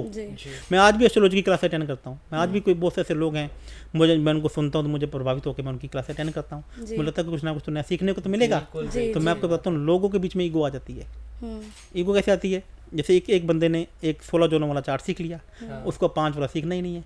एक ने नंबर वाला सीख लिया, उसको 16, वो एक दूसरे की बात को काट रहा है। बिल्कुल कि ये विद्या बेकार है, है। ये विद्या बेकार। और जबकि मैं ये कहता हूँ कि हर विद्या में दम है, हर विद्या में दम है। तो कोई ऐसा एस्ट्रोलॉजर भी है, मैं कहता हूँ हाँ 16 जोन में दम है, मैं कहता हूँ हाँ नंबर वास्तु में दम है, हाँ एलिमेंट वास्तु में दम है, हाँ लाल किताब वास्तु में दम है, हाँ केपी वास्तु में दम है, हाँ वेस्टर्न एस्ट्रोलॉजी में दम है। लेकिन क्या हम आपका 8 तरीके से वास्तु कर दूंगा? क्या मैं कभी कर नहीं पाऊंगा। तो हमने क्या किया, मैंने क्या किया कि उन जो 7-8 टेक्निक थी, उनको टेक्निक को पहले अपने ऊपर लागू किया, उनको बनाया, और एक ऐसी टेक्निक निकल के आई, एक ऐसी रिसर्च निकल के आई जो आज तक के इतिहास में सबसे न्यू है और सबसे नई है। जी, तो और वैसे काम करती है। बहुत कम होंगे जो पहले अपने ऊपर अरे लागू मैडम, करते एस्ट्रोलॉजी में हैं। तो कोई ये सिर्फ हमारे भूषण सर हैं मैं जो पहले एक- अपने ऊपर लागू करते हैं, फिर आप लोगों को सही मैं ऐसा तरीका एस्ट्रोलॉजर ढूंढ बताएंगे। रहा हूँ अभी, जैसे मिलेगा तो आपको नाम बता दूंगा। तो ऐसा पति पत्नी में भी हो सकता है कि अगर उन दोनों के नंबर्स मैच नहीं हो रहे तो उनका संबंध अच्छा नहीं है, लेकिन एस्ट्रोलॉजी के माध्यम से वो ठीक हो सकता है फिर। 100% मैडम। अभी एक मैंने किसी की मैं क्लास को अटेंड करा था, उन्होंने बोला कि आपकी डेट ऑफ बर्थ 1 है और आपकी वाइफ की 8 है, तो आप दोनों के बीच में संबंध अच्छे नहीं रहेंगे, बिल्कुल नहीं रहेंगे, विचारों में मतभेदता रहेगी। इसमें कुछ आप गुरु की सहायता लो ना, आप गुरु को बीच में बिठा दो, दोनों के दोनों के संबंध अच्छे होने शुरू हो जाएंगे। लेकिन उससे भी ज़्यादा इंपॉर्टेंट क्या है? एस्ट्रोलॉजी। जी अब मैं आपको बताता हूँ, 7वां घर किसका होता है? रिलेशनशिप का होता है। जी रिलेशनशिप में मजबूतता का होता है। और 5वां घर प्यार का होता है। जी कि जैसे मान लीजिए आपके मेरे साथ में रिलेशन बहुत अच्छे हैं, रिलेशन क्या है? बहुत अच्छे हैं। रिलेशन में प्रगाढ़ता है, रिलेशन में मजबूती है, वो कौन देता है? 7वां घर। आपके मेरे रिलेशन में प्यार कितना है, अंदर से आत्मा उसमें कितनी इंडल्ज है, जी। ये देता है 5वां घर। जी आप 5वें घर का मालिक का 7वें घर से संबंध है ही नहीं है। 5वें घर का मालिक 4थे घर में बैठा हुआ है और 7वें घर का मालिक 6ठे घर में बैठा हुआ है। दुनिया की कोई ताकत आपको डाइवोर्स नहीं हो सकती। जितने भी आप न्यूमरोलॉजिस्ट के पास जाएंगे, वो 5-4 लोगों के नाम रख देंगे कि देखो सचिन ये था, वरुण बफेट की डेट ऑफ बर्थ ये जी, है, जी। मुकेश अंबानी की डेट ऑफ बर्थ है। अरे भैया, जिस दिन मुकेश अंबानी पैदा हुआ था उसने 1 करोड़ लोग और भी तो बच्चे पैदा हुए थे, आपने उनकी डेट ऑफ बर्थ क्यों नहीं ली?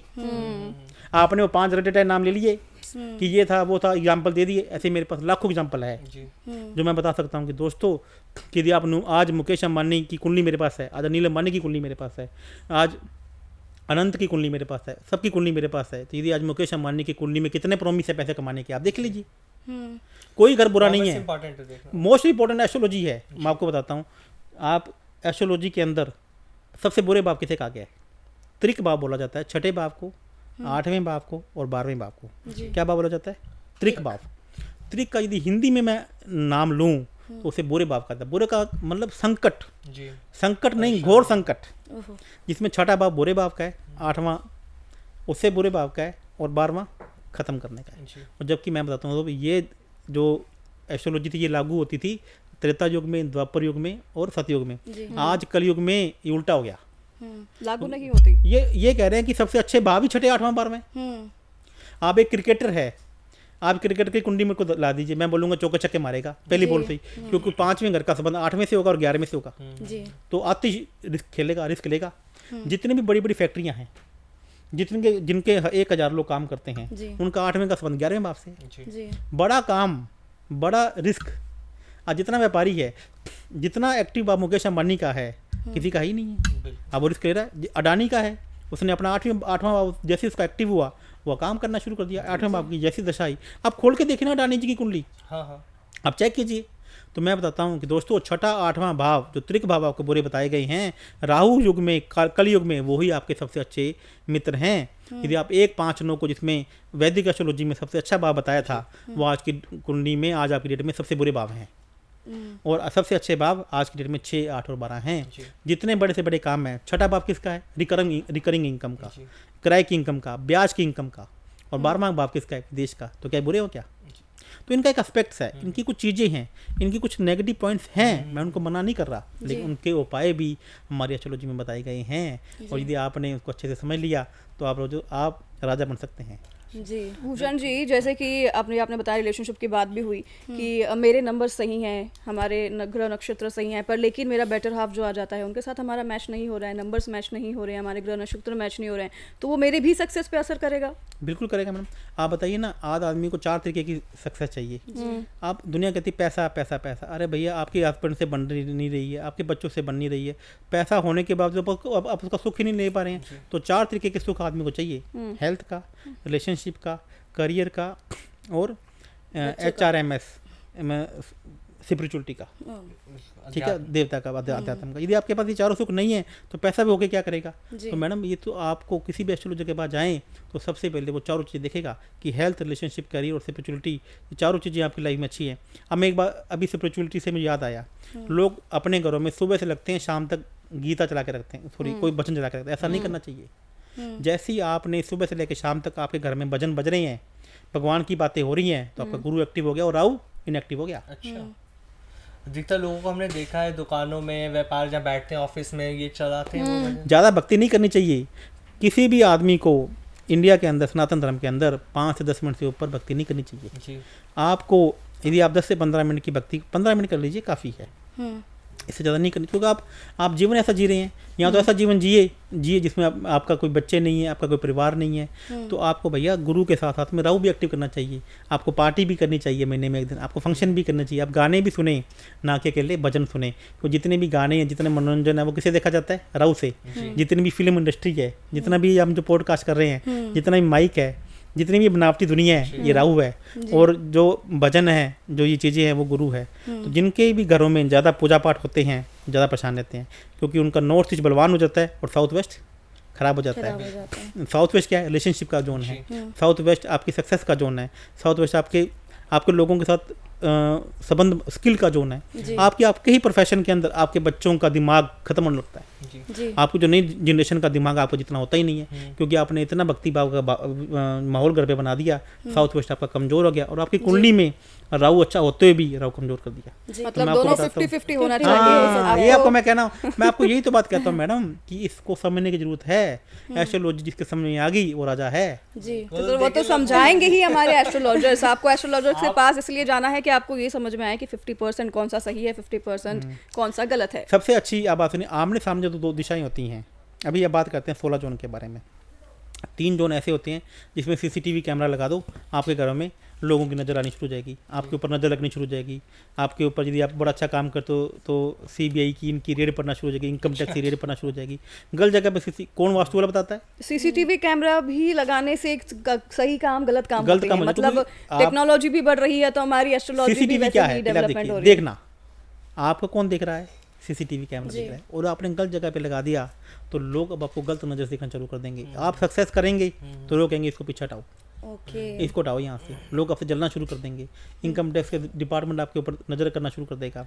तो ये ऐसा नहीं है। मेरे कहने का मतलब है कि एस्ट्रोलॉजी वास्तु इतना आसान नहीं है जितना हम लोग बोलते हैं। एक बात बताइए कि कार्य सिद्धि, आप यहाँ पे कितनी मिठाइयों की दुकान है, आप बोलते हैं कि मुझे मिठाई खानी है, तो आपके नाम पे सबसे पहले किसका नाम आएगा? कान्हा का नाम आएगा। मैं जयपुर का रहने वाला हूँ, यहाँ पे आप लिख दो बीकानेर वाला या हल्दीराम वाला। तो कितनी मिठाई की दुकान है। या आपने बर्गर खाना है तो बर्गर किंग का नाम आएगा। पिज़्ज़ा खाना है तो पिज़्ज़ा का नाम क्या? तो कितने पिज़्ज़ा बना उसका नाम क्यों नहीं है? तो यहाँ पे ध्यान रखिएगा कि हर आदमी की एक रेसिपी है, तो हर के हाथों में एक यश है। एस्ट्रोलॉजर का मतलब नहीं है उसके हाथों में यश कितना है ये तो देखो, उसने कितनों का अच्छा काम किया ये भी देखो, वो कुल कितनी भक्ति करता है ये तो देखो। ऐसा तो नहीं है कि एक एस्ट्रोलॉजर है खुद जाके शाम को ड्रिंक कर रहा है, वो सिर्फ लोगों को दिखाने के लिए एस्ट्रोलॉजी कर रहा है। खुद कितनी भक्ति कर रहा है, खुद शिवरात्रि में क्या कर रहा है, महीने में कितने वो फास्ट करता है, महीने में खुद कितने यज्ञ करता है, क्या उसके पास सिद्धियाँ हैं, क्या उसने वो चीज़ें भगवान से ले रखी हैं कि वो किसी को बोले उसका काम हो जाए। मैं ऐसे लोगों को जानता हूँ दोस्तों, वो कुंडली नहीं देखते हैं, वो नाम देख के या चीज़ों को देख के बता देते कि तेरा काम हो जाएगा। आज मेरे जो गुरु हैं, मेरे गुरु वो हैं जिनसे मैंने एस्ट्रोलॉजी वो चीज़ें सीखी हैं। वो यूट्यूब पे नहीं है, उन्होंने 15-15 साल से अज्ञातवास ले रखा था।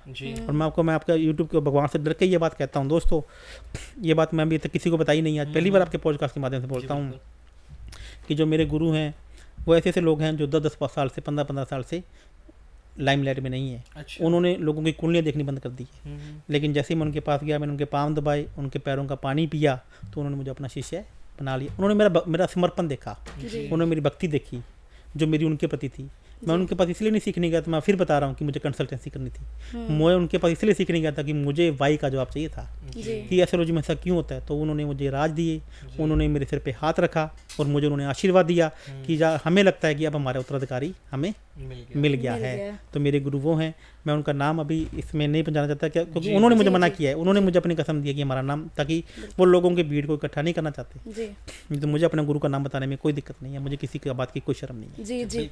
तो यहाँ पे ना मैं एक और सवाल पूछना चाहूँगी आपसे कि बहुत इंटरेस्टिंग सवाल है, काफ़ी दर्शक भी जानना चाहते होंगे, हमारे कुंडली में लव मैरिज का योग है या अरेंज मैरिज का योग है, ये कैसे पता लगा सकते हैं? बहुत आसान है मैडम। 5वां का मालिक 7वें घर में बैठा हो, 7वें का मालिक 5वें घर में बैठा हो, 5वें का मालिक 7वें का मालिक दोनों एक साथ बैठे हों, दोनों के एक साथ में दृष्टि संबंध हो, या 5वें का नक्षत्र और लॉर्ड और 7वें का नक्षत्र लॉर्ड एक साथ युति बना के बैठे हों, तो लव मैरिज का योग होंगे। नहीं तो लव मैरिज आपकी कितना मर्जी, मैं तो आपकी कुंडली देख के ये बता दूंगा कि आपके कितने अफेयर रहे होंगे, कितने अफेयर रह सकते हैं, और किसके साथ में आपका ब्रेकअप होगा और किसके साथ आपकी शादी होगी, किसके साथ आप लिव इन रिलेशनशिप में रह सकते हैं। भूषण जी, कुंडली में इस बार मुझे लगता है कि आजकल के समय में कुंडली कुछ ज्यादा ही बदलने लगी, क्योंकि रिलेशनशिप्स आप काउंट करते रह जाएंगे पर लेकिन वो हर एक महीने में चेंज होते रहते हैं। मैडम रिलेशनशिप कुंडली में सीरीज वाले बोले जाते हैं, चालू फालू काउंट नहीं होते हैं। मैं जरूर पूछूंगा भूषण जी आपसे। देखिए आपके, मैंने अभी एक बंदे को बताया, सुनिए, एक मेरे पास, एक आपको बताता हूँ, एक मेरे पास कोई जातक आया, वो बोल रहा कि सब मैं अपनी मतलब वाइफ के एक्स्ट्रा मैटरनल एफर्ट से परेशान हूँ। अच्छा। तो मैंने कहा ठीक है, मैं उसकी कुंडली देखा, मैंने सब कुछ देखा, तो मैंने चेक किया कि मैं एक्स्ट्रा मैटरनल एफर्ट तो उसका खुद का भी चल रहा था। तो मैंने कहा भैया आपकी वाइफ का भी है और एक्स्ट्रा मैटरनल एफर्ट तो आपका भी है। तो भैया वो जहाँ पे था वो वहीं पे चुप हो गया। क्या साहब, ऐसा एस्ट्रोलॉजर मैंने दुनिया में नहीं देखा। तो मैंने कहा भैया पहले आप अपने आप को ठीक कीजिए, आप अपने आप को ठीक कीजिए, हम वाइफ का ठीक हम करेंगे, उसमें कोई दराई नहीं है। तो ये एस्ट्रोलॉजी से ठीक हो सकता है आपका? मैं आपको बताता हूँ कि यदि किसी चीज़ की बीमारी है तो इसका इलाज है ना मैडम, और लेकिन किसी बीमारी की यदि आप 4th स्टेज पे पहुँच गए हो तो भैया मेरे पास भी इलाज नहीं है। कैंसर यदि 4th स्टेज पे पहुँच गया तो मेरे पास इलाज नहीं है, तब हाँ हम उसकी मदद पक्का करेंगे, हम सहयोग पक्का करेंगे। गारंटी वर्ड किसी चीज़ का कोई यूज नहीं होता है। मैं एक एस्ट्रोलॉजर हूँ, मैं एक डॉक्टर हूँ, मेरा काम ऑपरेशन करना है, लेकिन ऑपरेशन करते करते कोई मिस हैपनिंग यदि 1 लाख केस में 1 होने के चांस भी हैं, इसमें गारंटी किसी चीज़ का कोई वर्ड नहीं है। मेरा काम है, मैं भगवान नहीं हूँ, मेरा काम है कि भगवान के बताए हुए रास्ते मैं आपको बता सकता हूँ। यदि आप अपने आपके मित्र ग्रह आपके पास में लेके आ सकता हूँ, आपके बता सकता हूँ ये शत्रु काम है, ये आप नहीं करे तो आपकी चीज़ें बता सकता हूँ, लेकिन मैं भगवान नहीं हूँ, ना ही मैं भगवान बनने की कोशिश करूँ। देखिए आचार्य लवभूषण जी, आपका जो एक नाम है ना, इसको एस्ट्रोलॉजी के नज़रिए से अगर मैं देखता हूँ तो लोग सबसे ज़्यादा इसको जानते हैं कि हाँ अगर करोड़पति बनना है तो आचार्य लवभूषण से बनना है। ये नाम सबको करोड़पति बनाते हैं। तो करोड़पति बनने के लिए सबसे इम्पोर्टेंट क्या है? अगर एक आम आदमी, जैसे अभी कुंडली की भी आपने बात करी थी ना कि एक टाइम पे 1 सेकंड में 4 बच्चे एक साथ पैदा होते हैं, तो एक डेट ऑफ बर्थ के कुछ तो होते हैं जो करोड़पति बन जाते हैं बट कुछ नहीं बन पाते। तो कैसे करोड़पति बना जाए, कौन सा योग हमारी कुंडली इंपॉर्टेंट होता है? देखिए, यदि आपको करोड़पति बनना है, आपको अपनी कुंडली में से पैसा कमाना है, तो इसका एक प्रोसेस है जी। आपको एक प्रोसेस फॉलो करना पड़ेगा। आप कर्जे में हैं, आपको कर्जे से बाहर निकलना है, तो इसका एक प्रोसेस है। यदि आप मुझे चाहें कि लवभूषण जी के पास गया, बाबा जी की जय हो, और बाबा जी ने क्या कहा कि ये ले पकड़ बच्चा, तेरा कल्याण हो जाएगा, आज मैं तेरा 5 लाख रुपए का ये काम कर देता हूँ, तेरा काम हो जाएगा। साहब ऐसा कोई सिस्टम नहीं है जी। ये एक प्रोसेस है। आपको कम से कम मेरे से 3 से 4 मीटिंग करनी पड़ेगी। अच्छा। पहली मीटिंग के अंदर मैं आपको ये बताता हूँ कि ये आपके शत्रु हैं, ये आपके मित्र हैं। मैं उसके सिग्नेचर ठीक करता हूँ, मैं उसका नेम करेक्शन ठीक करता हूँ, मैं उसका मोबाइल नंबर ठीक करता हूँ, मैं उसको कलर बताता हूँ कि ये कलर आपको पहनने हैं, ये कलर आपके नहीं पहनने हैं। ये महीने में 3 दिन आपके अच्छे दिन हैं और ये 3 दिन सबसे बुरे दिन हैं। अच्छा। मैं उसको बताता हूँ कि 3 दिन में कोई काम नहीं, मत शुरू कर लेना, ये काम आपको नहीं करना है। ये ग्रह आपके खराब बैठे हैं, इनका आपको दान देना है और इनका आपको दान नहीं देना है। ये दिन आपके लिए अच्छे हैं, ये दिन आपका बुरा है। मैं उसका अति मित्र देवता बताता हूँ, मैं उसका अति मित्र जानवर बताता हूँ, मैं उसका अति मित्र प्लांट बताता हूँ, मैं उसका अति मित्र फल बताता हूँ, मैं उसको एक मंत्र बताता हूँ कि ये मंत्र का जाप आपको करना है। ये आपकी डेट ऑफ बर्थ के अकॉर्डिंग आपको मिला है। 12 ज्योतिर्लिंग है। पेट रखना भी जो है वो भी डेट ऑफ बर्थ से डिपेंडेंट है कि किसी को कुत्ता रखना है कि नहीं रखना है, किसी को कुत्ते की बजाय बिल्ली रखना है। आप देखो कि एक मैं पेट की बात करता हूँ, बहुत से लोग आते हैं कि जैसे मैंने जब से पेट रखा कुत्ता बीमार पड़ गया, गलत पेट रखने से भी फिर आपकी दिक्कतें शुरू हो जाती है। जैसे एक बंदे का अति मित्र चूहा था, तो बोल रहा था कि उसके सब कुछ ठीक था, कुंडली बहुत अच्छी थी, लेकिन उसकी दुकान किराने की थी, वो उससे महीने में 1-2 चूहे मार देता था वो। मैंने भैया आज के बाद चूहे नहीं मारने हैं, चूहा मारेगा तेरा काम खराब होगा। सब चूहे, मैं तेरे को चूहा नुकसान पहुंचाएगा ही नहीं, मैं गारंटी करता हूँ, लेकिन तब नुकसान पहुंचाएगा जब तो चूहे मारेगा। जी आप बात को समझिए, तेरे को चूहा नुकसान पहुंचाएगा नहीं। आपका जो आपकी अति मित्र यदि चूहा है, चाहे चूहे 500 हो जाए, जी तो उसको मैंने बीकानेर के करनी माता जी के मंदिर में भिजवाया, वहाँ पे उसको चूहों को भोग लगवाया और वहाँ पे एक चांदी का चूहा चढ़वाया। अच्छा। और आज उसका फीडबैक लेके देख लीजिए, आज उसके वहाँ पे ना तो चूहे हैं, ना चूहे मर रहे हैं, ना उसके काम भी अच्छे से चल पड़े हैं। तो एक छोटी सी उपाय आपकी ज़िंदगी बदल सकती है। बिल्कुल। लेकिन मैं लोग कहते हैं कि आचार्य जी आपकी फीस बहुत ज़्यादा है, जी आप तो सिर्फ अमीरों का एस्ट्रोलॉजर हूँ। तो मैं दोस्तों, मैं अमीरों का नहीं, अमीर दिल वालों का एस्ट्रोलॉजर हूँ। अरे वाह तभी करोड़पति बनते हैं। तो मैं आपको बताता हूँ दोस्तों, ये एक प्रोसेस है, आपको इसको फॉलो करें। आपको कौन सा बिजनेस करना है, आपको कहाँ जाना है, सबसे पहले में तो हम ये देखेंगे कि आपके मित्र शत्रु को अलग अलग करेंगे। जी आप जैसे ये करते हैं तो 50% चीज़ें तो आपकी ठीक होनी शुरू हो जाती है। जी। फिर नेक्स्ट में हम उसका नक्षत्र लेवल पे जाते हैं और डीप लेवल पे जाते हैं। पहले हम ग्रहों पे गए, जी फिर हम नक्षत्र पे जाते हैं। जी। थर्ड लेवल पे अब वो जिसका ऑपरेशन होना था, जो आता है मेरे पास कुब निकाल के, वो सीधा खड़ा नहीं होता। पहले बारी में तो सीधा खड़ा होकर जाता है, जी। सेकंड का जैसे ही विजिट करके जाता है वो कहता है मैं दौड़ने लग गया हूँ, जी अब भागने लग गया, अब उसके ऑपरेशन की जरूरत ही नहीं पड़ रही है। थर्ड में हम पूजा करवाते हैं। जी थर्ड में वो चीज़ हम पहले में भी पूजा करवाते हैं, ऐसा नहीं कि मैं पूजा नहीं करवाता हूँ, लेकिन मुझे लगता है कि नेसेसिटी है तो मैं करवाता हूँ। अच्छा। अब मैं नग भी पहनवाता हूँ, सब कुछ काम करता हूँ। जी। ये देखो मैंने आज को नग पहन रखे हैं, आप देखो ना, ये माला साउथ वाल की बहुत स्थिति ज्यादा पहन रखी बिल्कुल, है। अभी पॉडकास्ट से हमारी पहले मैं नजर उस चर्चा पे कर रहा था इस पे। आज आज मेरे हाथ में 70 लाख रुपए के नग पहने हुए हैं बिल्कुल, मैंने। अभी पॉडकास्ट से पहले मैंने जब पूछा था ना आपसे। तो मैं आपको यही कहना चाहता हूँ कि जो जरूरी चीज़ों को पहननी पड़ेंगी। 90% लोगों ने गलत ग्रह के नग पहने होते हैं हाँ। जो मेरे पास आते हैं। वो जो नग पहने चाहिए वो तो लेकिन- नग पहने नहीं जाते। भूषण जी, कई लोग जो हैं, अब आपने बताया आप 70 लाख के नग आप पहन रहे हैं, कई लोग नहीं उसे अफोर्ड कर सकते हैं, तो उनके लिए भी कुछ उपाय होते होंगे कि सब्स्टिट्यूट है आप नग मैडम, नहीं पहन पा रहे। सब्स्टिट्यूट है। तो हर आज चीज़ थोड़ी ना का मैंने पहन लिए, सब्स्टिट्यूट है, आज थोड़ी ना मैंने पहन लिए। जब मेरे पास बुरा टाइम था मैंने 1000 या 2-2 रुपए के 5-5 के पहने थे। अच्छा, कम के भी आते हैं। कम के भी हैं। अब आपको उसके पावर बढ़ानी है तो और असली लीजिए, और असली जितना लीजिए, गुड़ डालोगे उतना उतना मीठा होगा। अब इसके असली की बात सुन लीजिए।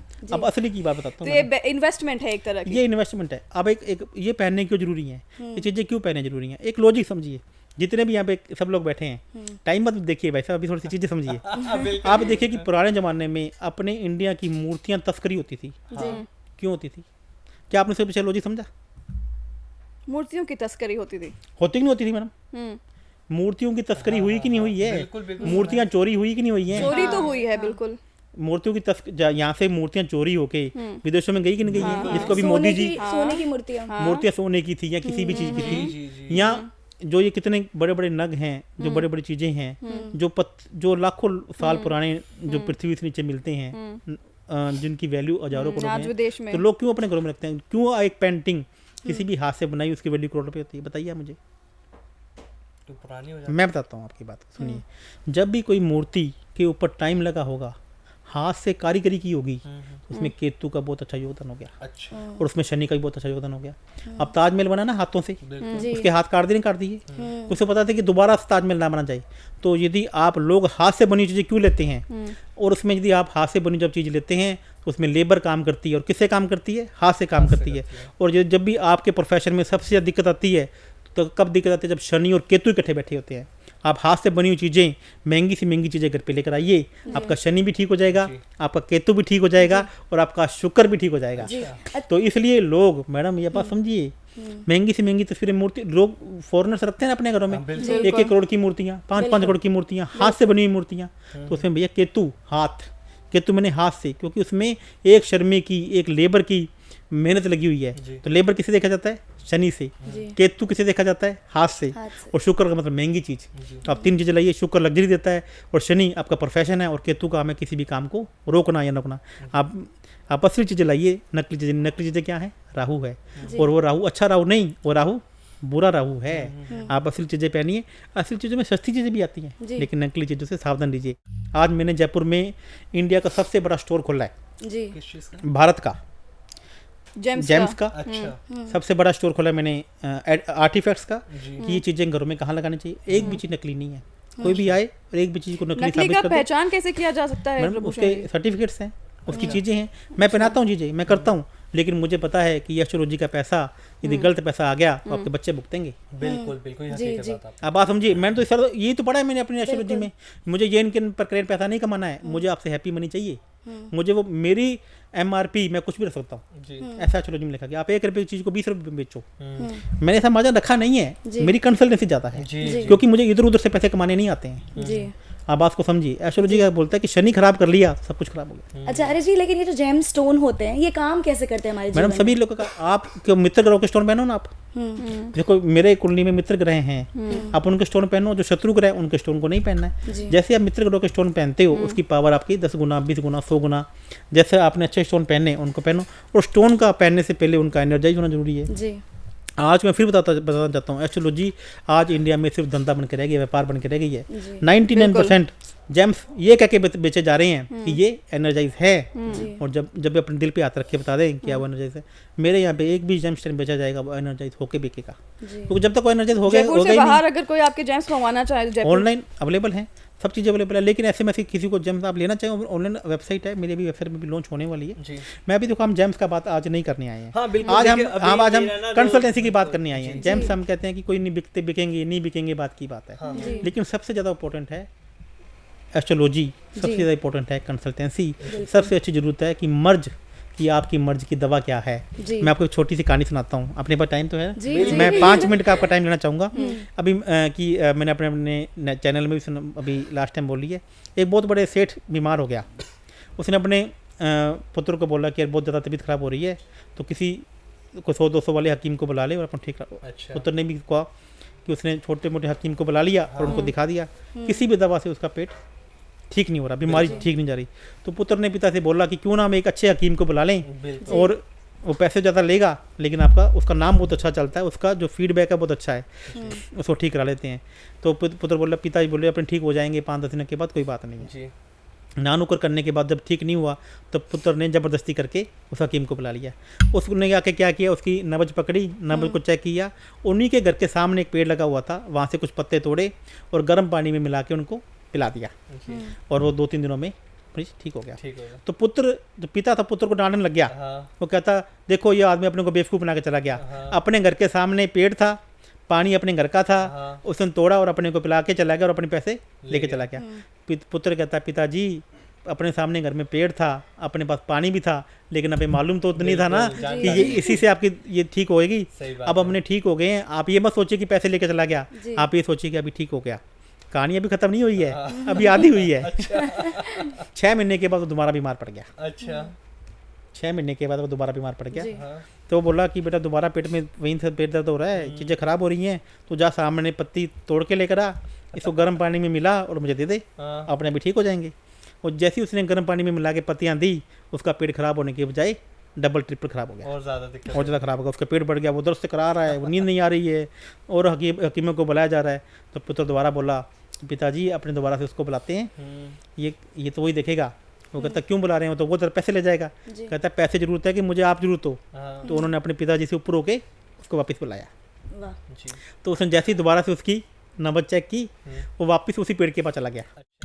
पिता पुत्र दोनों हैरान कि ये क्या कर रहा है। उसने वापस से पत्तियां तोड़ी, उन्हीं के घर पे आया। अब उसने कहा, भाई आप ठंडा पानी लेकर आओ। तो उसने ठंडे पानी में मिला के उसको पत्तियां मिला दी, वो बंदा ठीक हो गया। तो मेरे कहने का मतलब ये है कि भैया मर्ज की दवा आपके पास नहीं है। आप लोगों की बातें सुनकर या सोशल मीडिया पर सुनकर अपने उपाय मत कीजिए। एक उपाय गलत उपाय किया, आपको करोड़ों रुपए का, अरबों रुपए का नुकसान पहुंचा सकता है। आज की डेट में राहु के नाम से सबसे ज़्यादा डराया जा रहा है कि आपको ये हो रहा है तो राहु है, आपका ये हो रहा है तो राहु खराब है, आपका ये हो रहा है तो राहु खराब है। आज की डेट में 90% काम राहु के हैं। जितने पॉडकास्ट है राहु का है, मोबाइल का काम राहु का है, फिल्म इंडस्ट्री का काम राहु का है, कबाड़ स्क्रैप का काम राहु का है, डिजिटल मार्केटिंग का काम राहु का है, तीसरे भाव का काम राहु का है। और लोग बोलते हैं कि अपन पे नारियल लो और माथे पे जाके चौराहे पे जाके फोड़ दो। अरे भैया आपका तो राहु ही बहुत अच्छा है, हो सकता है कि भी आपका सिर दर्द हो रहा है, उसका कारण सिर दर्द ना होकर पेट दर्द हो, एसिडिटी के कारण भी तो सिर दर्द हो सकता है। आपने अपना राहु चलता चलाया खराब कर लिया। आपने जैसे ही नारियल फोड़ा, राहु खराब हो गया, करोड़ों रुपए का नुकसान शुरू हो गया, प्रॉब्लम डबल। वो कहता भैया वो तो ठीक कह रहा था, मैं तो राहु वास्तव में, अब तेरा राहु खराब नहीं था, अब तूने राहु खराब कर लिया। जो प्रॉब्लम थी बढ़ने लगी। वो कहता भैया बंदा तो ठीक कह रहा है, वो कहता तेरे से ऐसा हो रहा होगा, ऐसे हो रहा होगा, वैसे हो रहा होगा, अब तो अपना मंगल ठीक कर ले, अब तो अपना शनि ठीक कर ले। भैया जो चीज़ें ठीक थी उनके तो उसने दान कर दिए, और जो चीज़ें खराब थी उसकी उसने पूजा करनी शुरू कर दी, और वो धीरे धीरे कर्जे में डूब गया और वो ख़त्म हो गया। तो मैं आपको बताता हूँ, एक गलत उपाय आपकी लाइफ को ख़राब कर सकता है। आज की डेट में 90% काम दोस्तों राहु के हैं या 90% काम केतु के हैं, जी। ये दोनों ही ऐसे ग्रह हैं दोस्तों। आपने गलती से भी तीसरे घर में राहु बैठा है, 12वें घर में बैठा है और आप विदेश का काम कर रहे हो, जैसे ही राहु अपने पानी में तरा दिए, सूखे नारियल अपने वजन के बराबर का कोयला तरा दिया, आपका तो काम हो लिया, जी फिर वेट करने की जरूरत नहीं है जी दोस्तों। ये राहु और केतु के उपाय तो विशेषकर मैं आपको बताना चाहूँगा कि बड़ी सोच समझ से करने जरूरी हैं। जी जी आचार्य जी, एक सवाल मेरा यहाँ है, राहु केतु के अलावा आजकल कुछ भी गलत होता है अगर जीवन में, तो लोग कहते हैं कि आपका पितृदोष खराब है, पितृ खराब है, तो पितरों की पूजा कीजिए, तो इसमें क्या हो सकता है? पितृदोष के बहुत सारे कारण हैं। पितृ इसका एक अभी मैं शॉर्ट में तो नहीं बता सकता, लेकिन पितृदोष एक बहुत बड़ा दोष है जिसकी आपको पूजा करवानी ही पड़ती है, उसका कोई अल्टरनेट नहीं है। जी आपको आज करवा लीजिए, लेकिन हम कुछ समय के लिए कुछ उपायों के द्वारा, यदि आपके पास पैसे नहीं हैं, आप अभी संकट में हैं, तो कुछ टाइम के लिए उसको एक्सटेंड कर सकते हैं, लेकिन आपको उसकी पूजा करवानी पड़ेगी। पितृदोष का मतलब क्या, पहले बात समझ लीजिए। पितृदोष को चेक कीजिए ना, क्या आपके घर में किसी ऐसे बंदे की डेथ हुई है जिसकी गति नहीं हुई है? जी गति का मतलब उसकी क्रियाक्रम नहीं हुआ है। या आपके घर में कोई ऐसी डेथ हुई है जिसकी शादी नहीं हुई है, तो पितृदोष लगेगा, ये तो नहीं लगेगा। आप ऐसे कहने से पितृदोष नहीं होगा कि कोई भी आया तेरा सूर्य शनि इकट्ठा बैठा हुआ तेरा पितृदोष है। सूर्य शनि दुनिया का सबसे बड़ा राजयोग है। आप चेक कीजिए कि आपके घर में किसी की 2 शादियाँ हुई हैं जी पुराने टाइम पे, हाँ किसी ऐसे बच्चे की शादी नहीं हुई, उसकी डेथ होगी जिसकी शादी नहीं हुई है, या किसी की गति नहीं हुई है।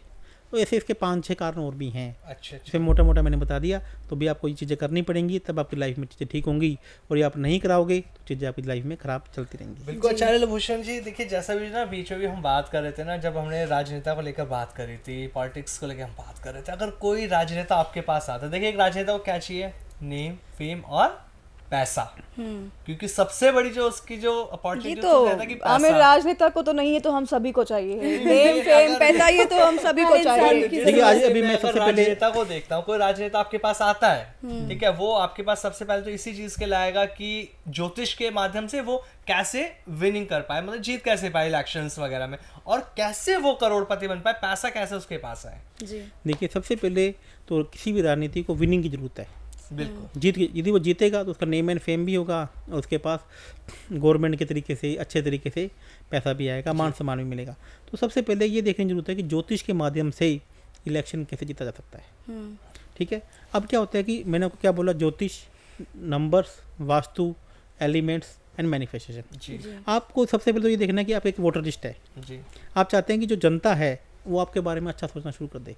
तो हमारे एक जोन होता है जहाँ पे यदि आप उस वोटर लिस्ट को रख देते हैं तो लोग आपके बारे में पॉजिटिव शुरू होने लगते। आप बोलो कि ऐसा कैसे संभव है, ये सब बातें तो बेवकूफ़ की, लोग कई बार मेरे वीडियो में कमेंट डाल देते हैं कि ये सब बातें तो ऐसे, अरे भाई ये मेरा लिखा हुआ नहीं है, ये शास्त्रों में लिखा हुआ है। शास्त्र में सही बात। आप यदि नोइंगली लोग बोलते हैं कि मेरा पैसा खूब है, अरे भाई आप इस पैसे को 10 गुना कर सकते हो। जी क्या मुकेश अंबानी ने पैसा नहीं कमाना क्या?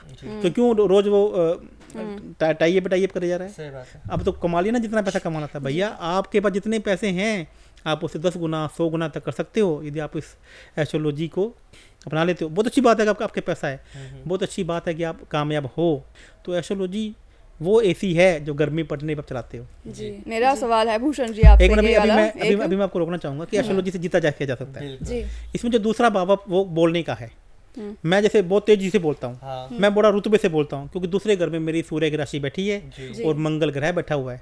जिसके दूसरे घर में तेजस्वी ग्रह होगा वो बहुत अच्छा बोलेगा, और जिसके दूसरे घर में ऐसा राहु बैठा होगा वो झूठ पे झूठ बोलता जाएगा, या कुछ चीज़ें खराब होती जाएंगी। मैं ये नहीं कहता, उसके ऊपर शनि राहु अकेला कभी खराब नहीं करेगा, जी। उसके ऊपर शनि की या क्रूर ग्रहों की दृष्टि होनी चाहिए। जी तो आपको सबसे पहले तो अपनी वाणी को सुधारना है। आप प्रैक्टिस कीजिए, आप अपने साथ कोच रखिए, लेकिन उसके साथ साथ में आप एस्ट्रोलॉजी की बात सुनते हैं कि मैं कोई बात बोलूँ सामने वाले को अच्छी ही लगे, जी तो ये भी एस्ट्रोलॉजी के माध्यम से पॉसिबल है। आप वोटर लिस्ट कहाँ रखें कि मैं जनता के बीच में जाऊँ, जनता मुझे बिल्कुल। प्यार दे, जनता मुझे स्वीकार करे। तीसरा भाव किसका है? नेम एंड फेम का है। जी तीसरा भाव चुनावी टिकट का है जी कि मेरे को चुनावी टिकट मिले, मेरा नेम एंड फेम हो। तीसरा भाव पराक्रम का है। तीसरा भाव आप जोखिम का है, आपके रिस्क का है कि मैं कोई भी काम करूँ वो काम सक्सेस हो जाए, तो उसकी भी आपको जरूरत है। जी चौथा भाव भीड़ का है, जनसभा का है, जी जी। जी आपके फॉलोअर्स का है। आप चाहते हैं कि मैं कहाँ पर भी सभा करूँ वहाँ लाखों करोड़ों में भीड़ आए, लोग मेरी बात सुने, तो चौथे भाव को मजबूत करना पड़ेगा। पांचवा जो भाव है वो आपके इनिशिएटिव का है। नया काम शुरू करने का है। जैसे मान लीजिए कि आज आप कैंपेन शुरू कर रहे हैं, आज आप कोई नया काम शुरू कर रहे हैं, तो 5वां भाव उसका है, और 6ठा भाव आपके कॉम्पिटिटर का है, कॉम्पिटिटर के मैदान का है। बात समझ कॉम्पिटिटर का मैदान वैसे सही असली भाव 7वां है। 6ठा भाव छोटी गुप्त आपके प्रति एक्टिविटीज़ का है, छोटी एक्टिविटी का, बड़ी प्लानिंग का नहीं, छोटी एक्टिविटी का। 7वां भाव आपके ओपोजिट का है। 8वां भाव बड़ी विनिंग का है या बड़े लॉस का है। 8वां भाव आपको मारने का है, आपको गिराने का है, आपके खिलाफ षड्यंत्र का है। 9वां भाव भाग्य का है। 9वां भाव आपकी मीटिंग का है कि आप किसी से पब्लिक मीटिंग करने जा रहे हो, वो सक्सेस होगी या नहीं होगी। 10वां भाव आपके कार्य क्षेत्र का है। जैसे आप लोकसभा का चुनाव लड़ रहे हैं, तो वहाँ पे मैं कैसा परफॉर्म कर पाऊँगा, किसी भी कार्य क्षेत्र में है, चाहे वो बिजनेसमैन है, चाहे वो पॉलिटिशियन है, चाहे वो IPL का मैदान है, मैच का मैदान है। 10वां भाव कार्य क्षेत्र का है, और 11वां भाव विनिंग का है। 11वां भाव अकेला ऐसा भाव है जिसका संबंध सभी भावों से होना जरूरी है। कैसे पॉसिबल है? आज यही तो एक टेक्निक है जो मैंने अपने सर्च की है। 12वां भाव आपके लॉस का है, 12वां भाव आपकी खर्चों का है, 12वां भाव आपके नुकसान का है, लेकिन 12वां भाव अच्छा भी है। मैं भी इसके एक पार्ट को लेकर चल रहा हूँ। तो ये 12 भाव है। इसी प्रकार से आपके घर में जोन है, आपको कहाँ बैठ के मीटिंग करनी चाहिए कि लोग आपसे मिलने आएँ और आपसे इंप्रेस होकर जाएँ, ऐसा एक जोन होता है। आप अपने वोटर लिस्ट कहाँ लगा रखो ताकि मैं वहाँ वोटर लिस्ट लगा दूँ, या मैं वहाँ पे लोगों के साथ रिलेशन बना दूँ कि वो चीज़ें काम करनी शुरू कर दें। आपके पैसे का जोन है, आप अपने पैसे को, चेकबुक को, प्लास्टिक मनी को, एक गुल्लक को कहाँ रखें, जहाँ पे लगे। आपने देखो ना डॉलर की फ़ोटो आती हैं, पैसे के एक बड़े बड़े पोस्टर आते हैं, तो ये मैंने तो नहीं बनाया ना, मार्केट में अवेलेबल है, लेकिन वो लिखा हुआ है एस्ट्रोलॉजी में, वो अधूरा सच है कि आप घर पे लगाओ पैसा आएगा। वो फोटो अपने गलत जोन, नुकसान के जोन में लगा दी, पैसा चला जाए। तो हर एक छोटी सी छोटी बात का ध्यान रखना है। और यही पैसे की फोटो जो ढेरों वाली फोटो है, मेरी बनाई तो नहीं है ना, मार्केट में मिल रही है, आपको लगानी है, तो वो देवता को पता लग जाएगा कि मुझे इस बंदे को पैसा देना है। एक जोन आपके हेल्थ एंड रिलेशनशिप का। मैं खुद कैंसर का पेशेंट रहा हूँ, मेरे खुद के 3 ऑपरेशन हो चुके हैं, तो मैं हेल्थ जोन में बैठना जैसे ही शुरू कर दिया, मेरी हेल्थ रिकवर होना शुरू कर दी। तो मैं आपको बोला फोर्थ स्टेज नहीं कब होगा। यदि आपकी डेथ लिखी है तो मैं डेथ को नहीं टाल सकता, मैं भगवान नहीं हूँ, लेकिन मैं वो चीज़ें बता सकता हूँ जिस चीज़ को करने से आपकी चीज़ें ठीक होना चालू हो जाएंगी। 7वां भाव संबंधों में प्रगाढ़ता का है, चीज़ों में मजबूती का है। आप किसी से टिकट लेने जाते हो तो उसके संबंध इतने मजबूत हों कि वो आपको धोखा नहीं दे, जैसा वो आपके सामने वैसे आपके पीछे रहे। तो ऐसे इसलिए आपको 9वां भाव भाग्य का है कि आपका भाग्य साथ दे। तो ऐसे ही आपकी कुंडली है, ऐसे ही आपका नेम है, ऐसे आपका सिग्नेचर है। आप अटल बिहारी वाजपेयी के सिग्नेचर देखिए, आप नरेंद्र मोदी जी के सिग्नेचर देखिए, आप अमिताभ बच्चन के सिग्नेचर देखिए, आप मुकेश अंबानी के सिग्नेचर देखिए। जितने सिग्नेचर आप बड़े करेंगे उतना आपका नेम एंड फेम होगा। अच्छा, ये ग्राफोलॉजी है, इसका एस्ट्रोलॉजी से, न्यूमरोलॉजी से कोई मतलब नहीं है, लेकिन नेम करेक्शन होना चाहिए, वो अलग बात है। तो वो क्या, ग्राफोलॉजी क्या बोलती है, आपने साइकोलॉजी पढ़ी है, साइकोलॉजी बोलती है जितना आप स्पेस बड़ा करेंगे बैठते टाइम, उतना प्रकृति आपको ज़्यादा देगी। उसी प्रकार से साइन करते टाइम ध्यान रखिएगा, जितने भी आप एक रेमेडी मेरी करके देखिएगा कि जितने साइन बड़े होंगे, नाम के साथ में सर नेम लिखना जरूरी है जी। बिना, और नाम आपका काटा माटा गुचमुच नहीं होनी चाहिए। पंजाबी में थोड़ा सा मुझे ज़रा इंग्लिश नहीं आती है, ये अपने नाम को काटा माटा नहीं होना चाहिए। बिल्कुल जितना नाम नेम एंड क्लीन बड़ा होगा, आप अपने नाम का अक्षर बड़ा रखें, क्लीन सिग्नेचर, सरनेम का अक्षर बड़ा रखें, और बिल्कुल सिग्नेचर बड़े कीजिए। उसमें एक नीचे लाइन लगा दीजिए, नीचे 2 डॉट लगा दीजिए। आप अपनी लाइफ में और इस साइन की प्रैक्टिस लगातार 43 डेज कर लीजिए, 43 टाइम कर लीजिए। फिर नेम करेक्शन करना तो मेरे पास आना पड़ेगा। मैं आपको फिर कहता हूँ दोस्तों, यदि कभी कभी मैं एक बात बताता हूँ, जब मैं परेशान था तो मैंने कर्जा लेके कंसल्टेंसी की है जी। और वो कर्जा नहीं था, वो क्या थी, इन्वेस्टमेंट थी। और कभी कभी आप अपने बच्चे को लोन लेके पढ़ाते नहीं पढ़ाते। मैं आपको ये नहीं कह रहा कि लोन लेके मेरे पास आओ दोस्तों, मैं आपको ये कहना चाहता हूँ कि ये एस्ट्रोलॉजी को हल्के में मत लो। बिल्कुल, बस मेरा आपसे एक ही बात कहना है कि इसको हल्के में मत लो। एक छोटा सा उपाय आपकी ज़िंदगी को बदल सकता है। अभी हम पॉलिटिक्स की बात कर रहे थे आचार्य जी, तो वैसे ही जैसे क्रिकेट की बात की, तो 2 पार्टी के नेता अगर आ जाए, वैसे तो आपने पहले कहा कि आप चुनेंगे नहीं, आप किसी पहले जो भी आता है उसको आप सपोर्ट कर देंगे, लेकिन फिर भी अगर आपके पास 2 लोग आ जाए, किसी एक को निराश हो जाए कोई आपसे, तब आप क्या करेंगे? देखिए, यदि मेरे पास एक ही कॉन्स्टिट्यूंसी है, जैसे मान लो लोकसभा का चुनाव है, मान लीजिए जयपुर विधानसभा से एक आदमी आ गया, तो उसके बाद चल दूसरा वाला मुझे पहले वाले एक बात से बात कर ली कि हम आपको, आपकी फीस इतनी है, दूसरे वाला मुझे 10 टाइम फीस दे दे। हमने मैंने क्या बोला, मुझे शनि नहीं अपना खराब करना, मुझे अपना शनि खराब नहीं करना, क्योंकि मुझे पैसा पता है कि जो चालाकी का पैसा, 2 नंबर का पैसा जैसे अंदर घुसेगा वो 10 गुना तो देगा, लेकिन उसका 100 गुना निकलेगा। मुझे चालाकी का पैसा नहीं चाहिए। मेरा जिससे कमिटमेंट हो गया, वो मैं कमिटमेंट, सलमान खान की फिल्म देखी है ना आपने, एक बार मैं अपने से कमिटमेंट कर लेता हूँ तो किसी की नहीं सुनता, खुद की भी नहीं सुनता।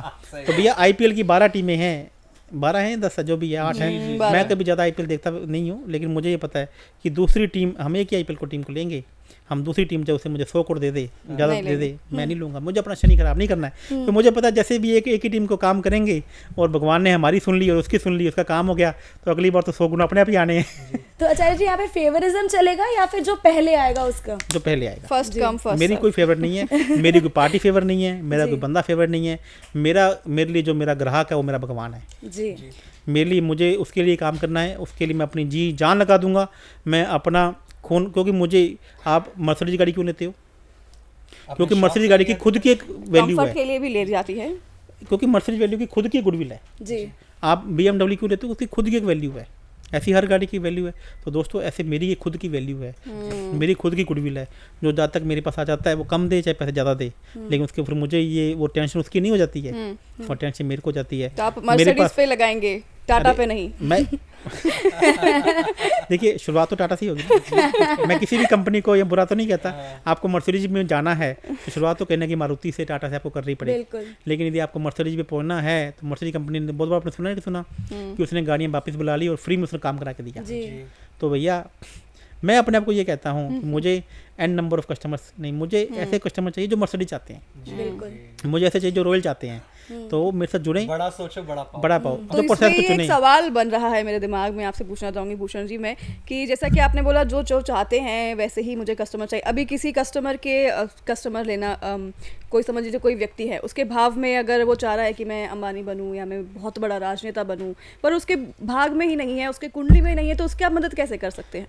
बहुत बढ़िया क्वेश्चन किया, आज का सबसे बढ़िया क्वेश्चन आपने किया। मैं अभी आपको क्या बोल रहा था, अभी कि आज की डेट में कोई राजयोग नहीं है, ये कलयुग है। अच्छा, आज की डेट में कोई कलयुग राजयोग नहीं है। मैं आपको बोल रहा हूँ गुरु चंद्रमा का राजयोग है आपकी कुंडली में, शुक्र का और गुरु का राजयोग, और फिर भी आप वो कह दो के बैठे हैं। आप राजयोग बना सकते हैं, ऐसा राहु देवता का वरदान है कलयुग को। अच्छा, तो हम कर सकते हैं, कोई भी कर सकता है। मैं ये तो कह रहा हूँ मैडम कि उन्होंने ये बताया है कि आपकी कुंडली में 9 ग्रह होते हैं, 6 से ज़्यादा ग्रह खराब नहीं हो सकते और 6 से ज़्यादा ग्रह पूरे नहीं हो सकते। मतलब कि 9 में से 3 ग्रह तो आपके फेवर में रहेंगे और अच्छे हैं तो भी 3 आपके खराब रहेंगे।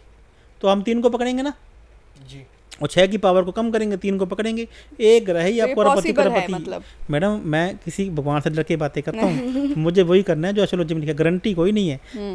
ये आपका भाग्य है और आपकी तो इंटेंशन है ना, आप कितना अच्छे से करते हो। मैं कोई भगवान नहीं हूँ, लेकिन मुझे ये पता है कि ये काम करने से चीज़ें हुई हैं क्योंकि मैंने अपने ऊपर लागू की हैं। मैंने 100 लोगों पे लागू करके वो चीज़ें मैं अपनाता हूँ। आज मैं जो टेक्निक अपनाई है, सबसे पहले टेक्निक किस पे लागू की? मैंने खुद पे लागू की। आज मैं गंगानगर का एकमात्र एक ऐसा बिल्डर हूँ जिसके ऊपर बैंक लोन नहीं है। अब मुझे बताइए, आज आप जाकर चेक कर सकते हैं कि 1 रुपये का बैंक लोन मेरे ऊपर नहीं है। जिसमें मैं आपके आज मैंने जयपुर में स्टोर खोला है जिसपे बहुत सारा पैसा खर्च किया है, 1 रुपये का बैंक लोन नहीं है। आप मेरी GST की स्टेटमेंट मंगा के दे सकते हैं। लोग जितने रुपए महीने के कमाते हैं, मैं 10 लाख से ऊपर क्वार्टरली GST भरता हूँ। भूषण जी, ऐसे भी लोग आते होंगे ना जो कि टैक्स नहीं भरते, जो GST नहीं भरते, जो कि जिनकी मंशा ही सही नहीं होती है, पर लेकिन हाँ वो भक्ति में पूरी तरह से जो है लेना है, वो दर्शन सच्चाई। कितनी मर्जी भक्ति कर लो, यदि आपने टैक्स चुरा रहे हो तो आप अपना सूर्य खराब कर रहे हो। तो वैसे भी आप सही कर देते हैं लोगों को कि नहीं ये गलत है, आप मैं कहता हूँ, बिल्कुल कहता हूँ। वो मुझे कहते हैं कि सर GST क्यों, GST बचाना है? आपने जैसे ही गवर्नमेंट से चोरी की, आपने अपना सूर्य खराब कर लिया। मैं तो लोगों को कहता हूँ कि मैं तो बिना GST कंसल्टेंसी करता ही नहीं हूँ, मुझे कैश में पैसा चाहिए नहीं। क्यों चाहिए, क्यों लेना भैया? मैं क्यों GST चोरी करूँ तेरे लिए? मुझे अपना सूर्य खराब नहीं करना है। आप जो लोग ये एक बहुत अच्छा क्वेश्चन किया, जो लोग BPL के कार्ड बना के बैठे हैं ना, कार तो मर्सिडीज है और बाहर निकाल के बैठे हैं BPL। अरे भैया, आप अपना सूर्य खराब कर रहे हो, आप अपने बच्चों का भविष्य खराब कर रहे हो। गवर्नमेंट को अच्छे से अच्छा टैक्स दो, अच्छी से अच्छी चीजें करो, टैक्स बचाओ मत। भाग तो जरूरी है, कर्म भी जरूरी है। अरे मैडम, ये तो एक कंसल्टेंसी है, ये तो कोचिंग है। आप जैसे ज़्यादा इनकम टैक्स भरेंगे, आपकी ज़्यादा इनकम होगी, ज़्यादा चीज़ें होंगी, आपको ज़्यादा लोन मिलेगा। लोन मिलना कोई बुरी बात है क्या? लोन सही तो आप बिजनेस डेवलप कर सकते हो। आज आपको पता है जितनी बड़ी बड़ी कंपनियां हैं, चाहे वो SBI का, चाहे मुकेश अंबानी है, चाहे वो अडानी है, सबके ऊपर 1-1 लाख रुपए का, 1 लाख करोड़ रुपए का कर्जा है। लेकिन आप एस्ट्रोलॉजी ये मदद करेगी कि वो 1 लाख करोड़ रुपए जो आपने लिए हैं वो कर्जा नहीं हो, वो आपके बिजनेस की नीड होनी चाहिए, इन्वेस्टमेंट हो जाए। आप इन्वेस्टमेंट तो एक अलग चीज़ है मैडम, इन्वेस्टमेंट तो आप कर रहे हो, लेकिन उसके बिना आप आगे बढ़ ही नहीं सकते। बिल्कुल। आप जब तक बैंक से लोन नहीं लोगे आप आगे बढ़ ही नहीं सकते। आप कहोगे कि मैं बैंक लोन नहीं लेना चाहता, मैं हाँ तो आप अपनी सोच को छोटा कर रहे हो। बिल्कुल। तो ये मतलब सही बात है, कहा जाता है कि बिजनेस जो है लोन पे ही करना चाहिए तो ही आपका तो बिजनेस मैडम ग्रो आप होगा। देखो ना, आप ज़्यादा मैं आपको फिर को कह रहा हूँ, ज़्यादा टैक्स भरोगे ज़्यादा रिटर्न होगी, ज़्यादा बैंक लोन देगा, आप अपने बिजनेस को बढ़ाओ। Investment। हमारी आप राय ले लीजिए कि कौन सा बिजनेस करना है, उस बिजनेस को कीजिए, फिर देखिए भगवान भी आपके साथ, सूर्य भी आपके साथ, गवर्नमेंट भी आपके साथ। बिल्कुल। बिजनेस से रिलेटेड जब बात करें ना तो एक और सवाल है शेयर मार्केट से रिलेटेड। शेयर मार्केट में ना आज के इसमें ट्रेंड इतना चल चुका है, हर दूसरा व्यक्ति चाहता है कि मैं शेयर मार्केट में पैसा लगाऊं, इन्वेस्टमेंट करूं, लेकिन प्रॉफिट नहीं ले पाते। तो इसमें क्या राशि जो हमारी रहती है वो इम्पोर्टेंट होती है? बिल्कुल 100% इंपॉर्टेंट होती है।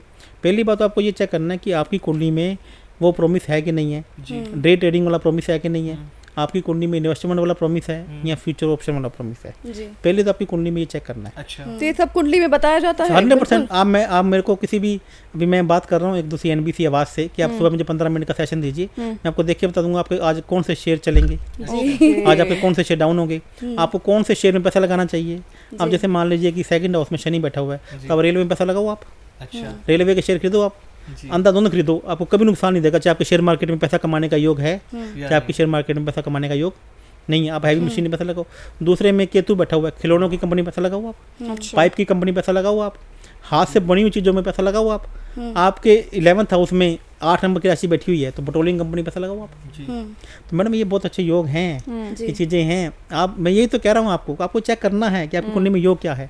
आपके शेयर मार्केट से पैसा लगा है, आपकी 2 नंबर का इनकम का पैसा है, तो आप कमाओ ना, कौन मना कर रहा है। लेकिन आप लोगों को देख के मत आप पैसा कमाने की सोचो। आप ये मत सोचो कि आमिर खान ने पैसा कमा लिया तो मुझे भी कमाना है, इस मैंने फलां ने कमाना। भैया आप भी कमाओ, लेकिन आप हो सकता है काम दूसरा करो। योग कुंडली एक पेट्रोल पंप तो खूब चल रहा है, पड़ोसी का पेट्रोल पंप नहीं चल रहा है। मतलब अगर आपकी कुंडली में नहीं है तो आप शेयर मार्केट में कैसे भी कुछ भी करो तो वो नहीं आप ठीक इन्वेस्टमेंट होगा। करो ना, इन्वेस्टमेंट सबके लिए अच्छी है। और कुछ देखो ना, कुछ लोग ऐसे करते हैं कि सब जैसे ही मैंने शेयर बेचे वो बढ़ गए, जब तक मेरे पास थे वो कम थे। तो भैया आप उसी के पैसे शेयर मार्केट में ऐसा खरीदो जो आपकी किस्मत में है, और फिर आपको धोखा दे जाए तो मुझे बता देना। आचार्य जी, यहाँ पे एक सवाल मैं पूछना चाहूंगी। जैसे आप कुंडली पे इतनी देर से बात कर रहे हैं, जिस व्यक्ति की कुंडली ही ना हो वो क्या करे फिर? प्रश्न कुंडली और हरेरी कुंडली, जी, प्रश्न कुंडली और हरेरी कुंडली, मैं आपको बताऊँ जैसे कुछ आज तक मेरे पास आता है तो मैं प्रश्न कुंडली साथ में बनाता हूँ। तो प्रश्न कुंडली और होरेरी कुंडली से भी जातक के बारे में सभी कुछ पता जा सकता है, लेकिन प्रश्न कुंडली से या होरेरी कुंडली से हम उसके इंस्टेंट और अभी साल या 6 महीने के बारे में बता सकते हैं। बहुत ज़्यादा पोर्ट कर, लेकिन एक बार आदमी हर साल या 6 महीने के बाद आए दोबारा से, जो मैंने बोला कि प्रोसेस है। आपने एक बार, मैं आपको ये प्रॉमिस करता हूँ कि आप एक बार मेरे से जुड़ गए, आप मुझे छोड़ेंगे नहीं, क्योंकि अभी जितने भी मैं लोगों की कुंडलियाँ देख चुका हूँ, मैं बात बहुत अच्छे से करता हूँ। सामने वाला जब भी बात करता हूँ उसको 30 से 40 मिनट 50 मिनट उसको देता हूँ। मैं कभी फ़ोन काटने जल्दी नहीं करता। अरे भैया दुखी तो पहले ही है। यहाँ एस्ट्रोलॉजर के पास जाते हैं, क्या बोलते हैं, लाइन लगी पड़ी है, 100 की भीड़ लगी पड़ी है, 500 रुपये फीस है जी, हाँ जी तू ये कर ले, तू ये कर ले। फीस तो 500 रुपये या 10,000 रुपये का बिल बना दिया। तो भैया मैं डायरेक्टली पैसा लेता हूँ, मुझे हैप्पी मनी चाहिए, मेरी फीस खूब है, मैं अमीर दिल वालों का एस्ट्रोलॉजर हूँ, अमीरों का नहीं। लेकिन गलत तरीके से आपको गाइड नहीं करना। भूषण जी, मेरा ना अब आखिरी सवाल सीधा आपसे यही है कि इस पॉडकास्ट को देखने में बहुत सारे लोग होंगे जो आपसे जुड़ना चाहेंगे, तो आपका कंसल्टेंसी का प्रोसेस क्या है ये मैं आपसे जानना चाहूँगा। आप गूगल पे सिंपल आचार्य लवभूषण लिखिए। अभी मेरे को तो खुद को पता नहीं कि मेरा IVR का नंबर क्या है ठीक है, क्योंकि एक IVR का नंबर है, आपको मैं दे दूंगा, आप नीचे लगा दीजिएगा। आप गूगल पे आचार्य ACHARYA LAVBHUSHAN आचार्य लवभूषण बोल दीजिए गूगल पे ना, आपको सब बता देगा मेरे बारे में, एड्रेस कहाँ है और मैं रहता कहाँ हूँ और चीज़ें कहाँ हैं। आप और यूट्यूब पे, इंस्टाग्राम पे, आपको सब कुछ जगह पे है।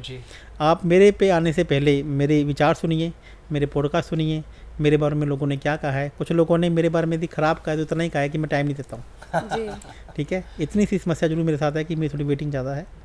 लेकिन कोई कस्टमर एक भी जाता ऐसा नहीं है कि जो ये कह दे कि आचार्य जी के पास गया और मैं सेटिस्फाई नहीं हुआ, और यदि कोई ऐसा है तो मैं उसके पैसे देने को तैयार बैठा हूँ। तो ये पॉडकास्ट बेहद खास रहा है, इसमें आचार्य लवभूषण जी से कंसल्टेंसी के बारे में हमने जान लिया, और भी वास्तु को लेकर भी हमने बात कर ली, करोड़पति कैसे बनना है ये भी हमने इस पॉडकास्ट में जाना। तो आचार्य लवभूषण जी बहुत बहुत धन्यवाद आपका, इस पॉडकास्ट में हमारे साथ जुड़े, बहुत बहुत धन्यवाद आपका। धन्यवाद जनता का, जनता जनार्दन का, धन्यवाद ऊपर वाले का जिन्होंने मुझे इस लायक बनाया, और आपका आशीर्वाद और आपका प्यार और स्नेह ऐसे ही मिलता रहे और हम ऐसे आगे बढ़ते रहे। बिल्कुल, अगले पॉडकास्ट में फिर आप सभी से दोस्तों मिलेंगे, एक और पॉडकास्ट आएगा जिसमें कुछ नए मेहमान हमारे साथ जुड़ेंगे, और ये पॉडकास्ट आपको कैसा लगा कमेंट करके आप हमें ज़रूर बताएं। तब तक के लिए गुड बाय।